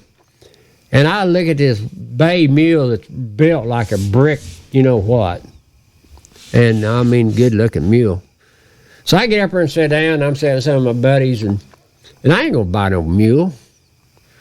So mules are bringing 5, 6, 7,000, 8,000, 10,000. Here comes Mo in there. Somebody else named him. I didn't name him. He had that name when he came. I said, watch this son of a buck bring 10,000. So they set him in at 5,000. Nobody moved. You could hear a mouse run across a dirt floor. It was so quiet. Who'll give 3,500? Nobody moved. Motionless. Nobody blinked an eye. Who'll give 25,000 or 2,500? Dead silence. Who'll give $1,000? I go, yeah. So get him out of here. Well, it's got a new halter on him, so I said I can't lose but $950. So I lead him out the deal there, and I'm going to lock him up in the trailer. I bought him fair and square, and nobody's going to steal this mule. So the old boy sitting on a bale of hay there stands up and says, do you realize what you just bought? I said, well, I'm at a mule sale. He's got big ears. I don't know. What is he? He said, that's Mo, the dirty, rotten butt, and you're going to hate this son of a buck. And I said, he'll hate me if he aggravates me. He'll hate me before it's all over with. So I put a wrap on my hand just a little bit, and I'm walking out, and I get off the cement into the gravel, and I'm just walking towards that trailer. I got the trailer in sight, and I'm walking along, and this brown furry flash passes me. And next thing I know, my arm gets jerked out, and I'm on my back dragging behind this brown furry flash on gravel. My back is getting hot. My shirt's ripping. So I roll over on this old wooden arm, and I drag on this arm until I can get my hand unwrapped.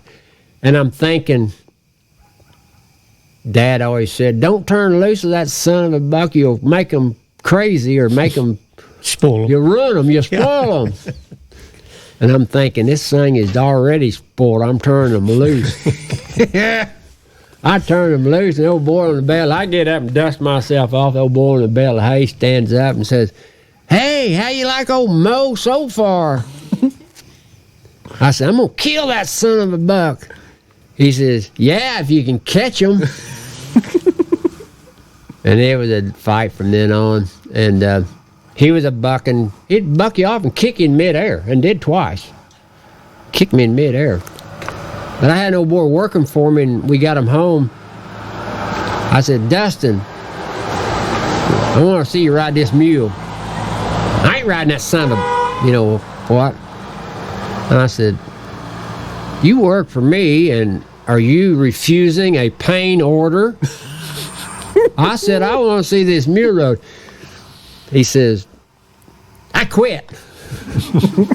So I look at Lynn, my son. I said, Lynn, get on this mule. I want to see him rode. I didn't buy him. You bought him. I said, is the old man going to have to ride this son of a buck? And I went over and jumped on him and laid back and hung a steel to him. And he bucked and farted all the way around the pen and bucked pretty damn hard. But that was 10, 12 years ago, and I used to be a hell of a lot better rider then. But me and Mo been in a lot of fights, and we was doing a parade up in Walla Walla, Washington. I was on top of the trailer spinning him on the parade. He was wanting off. And I jerked him back, and curb chain broke.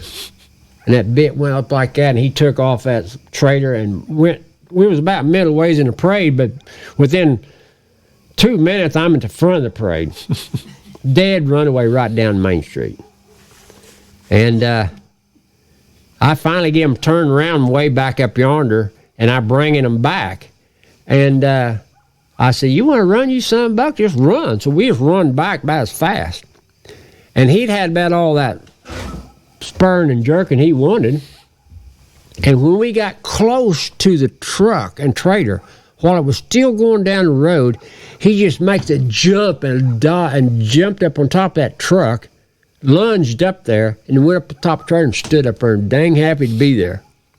But that's when I found out you can jump this mule on top of this truck and trailer while it's going down the road. So that's what was my parade act from then on. While I was going down the road, we never stopped. I just jumped him off and on.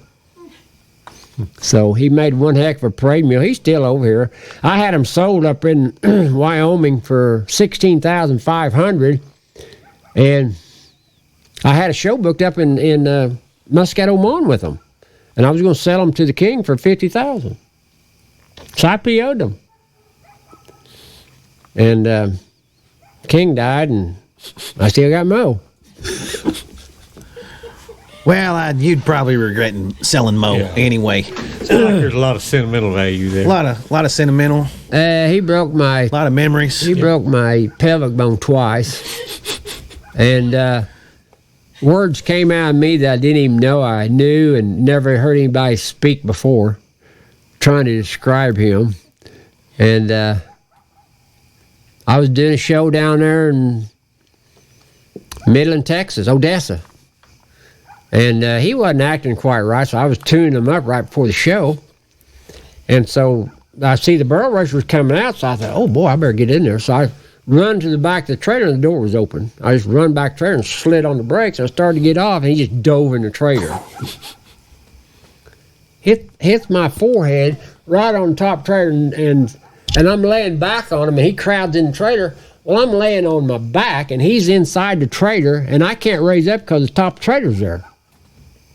And I can't get out of the saddle anyway, and the barrel truck's coming out, and I've got to get in there. I'm after the barrel race. So I finally fall off and crawl out of there, and blood just run down my face. And I wiped the blood off, and all throughout the show I'm bleeding. And yeah, I've got a lot of nice memories of Mo. He's cost me a lot of blood and a lot of scabs. But I got about 10 mules now, and you turned into a mule man. Yeah, Mo was the worst mule on earth, I guess, but he was the best looking one on earth too. He did. He made me a lot of money. He made me lots of money, and I remember doing shows for stock contractors, and they said, yeah, it's rained 2 inches. It's pretty muddy, but if you don't do the show, you don't get no dough. And I said, get the checkbook out, son. Watch this. On that Mo, he would slip, slide. He'd do in mud, rain, take off. He'd keep all his feet under him. He fell off trailer one time in North Platte, Nebraska. Out of 12 years of service, he fell off trailer one time. Knocked me out. I forgot about that time. He cracked my back. I broke a few bones there. But the one time in 12 years wasn't bad. So what about all your other wrecks? How many times? Well, I've been off the top trailer 12 times. 12 or 13? I think it's just 12. Yeah, it's 12. And, yeah, I've had ribs broke on both sides twice. And wrist broke, ankle broke, pelvic bone broke. I've had a few injuries. But I've had a lot of injuries before rodeo, too. And 27 broken bones, best I can remember. You might have well been riding bulls. Well, I rode a bull one time, and it didn't take me long to figure out a bull was meant to be eaten and not ridden. That's our motto. Once they get too big to rope, we eat them, John. Yeah. I was real comfortable with horses and new horses, and I rode one bull right out here at Bobby Vogel's rodeo, and it wasn't during a rodeo, but it was grounds, and them things try to step on you and try to hook you, and a horse will try to jump over you and miss you. A bull will intentionally try to hurt you. Oh, Bobby, he was a great bull rider from this area. Mm-hmm. One of the best. He won the old timers when he was 40 years old. He won the old timers when he turned 40. You can join the old timers, if I'm not mistaken.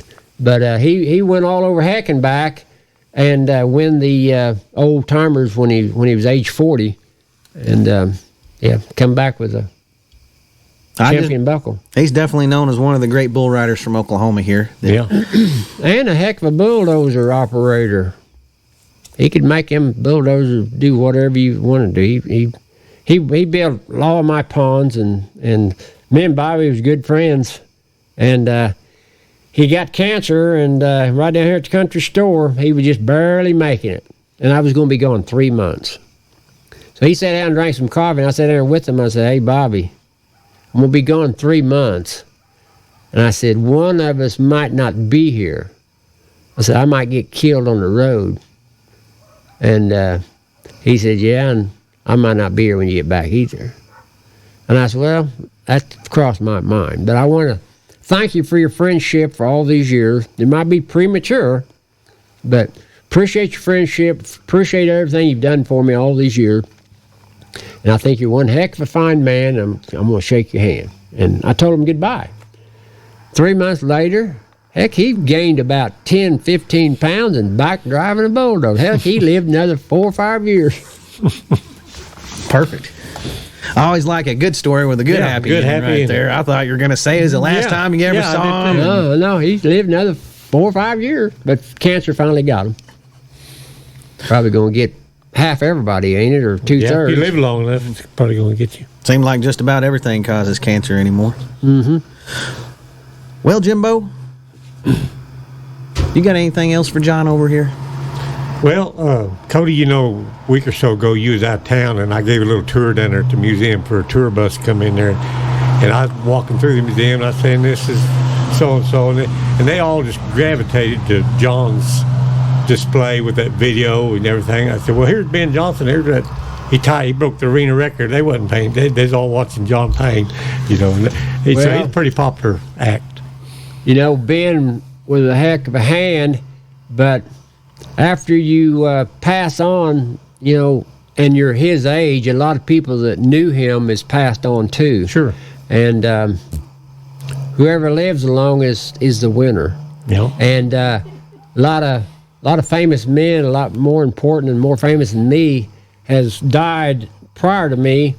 But like I said, whoever lives the longest is the winner. And when I pass on, there'll be somebody come behind me and be more famous and better and all that stuff. But I've had the limelight for a long time, 35 years of a long career. And everybody says, "When are you going to retire?" I said, "You mean when am I going to go to work?" I said, "Retire from what? I have fun. They buy me rooms. They feed me. They let me play in their arena and act important. And I said, this is a paid vacation. So I said, no, really, when are you going to retire? And I said, probably when I die, kind of like Dad did. He didn't retire. He died and he retired the same day.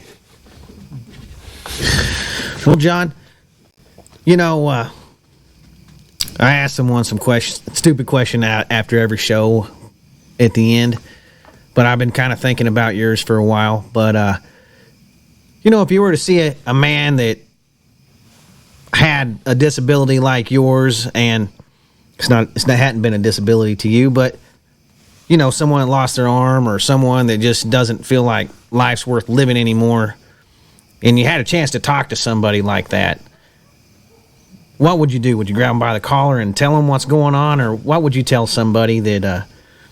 I've had that conversation many times, and, you know, I'll see a guy with an arm cut off right here, and I said, my arm's cut off the same place. I said, you need to protect that arm. You need to get you one of these things and put it on there, and I'll explain to him. And I said, heck, you can open beers right here, too, right here. And if you got a nail that needs drove in, I said, these things are pretty handy. And I talk to these people, and what I relate to them is, if you're embarrassed with your situation, you'll make everybody else embarrassed. But if you're not embarrassed and make jokes of it and take the most from living and pleasure while you still can, and don't sweat the small stuff, I said, if you make fun of yourself and jokes and like I do, I said, it's not embarrassing to you and it's not embarrassing around you. Nobody else is embarrassed either. I said, it's happened. It's not going to grow back. And my old brother Harvey was a lawyer down there in Pawhuska for years, and he come and got me out of jail one time. He says, well, let's just make the best out of a bad situation. So I use that a lot, make the best out of a bad situation. And, you know, when people stare at me, I'll catch them staring at me and I go, you want a picture? Or I said, you want one like this? Huh? I said, I'll trade this one for yours. You know, I just give it back to them. And, but yeah, I get, like I said earlier, I get to meet a lot of one-armed people. And I was doing a show in Ponoka, Canada. The sound man had one arm. And one of the other guys working there had one arm. And I had one arm. And we're all out in the middle of the arena trying to figure out how we're going to make all this work. Here come a two-armed guy and freaked all of us one-armed guys out. So we wasn't the freaks no more. It was a two-armed freak. Well, John, thank you for sitting down with us. We sure appreciate it. We've been looking forward to talking to you for a long time. How can people get a hold of you if they want to book your show? Because you got 3 rigs on the road now, you, Amanda, and your grandson now. Yeah.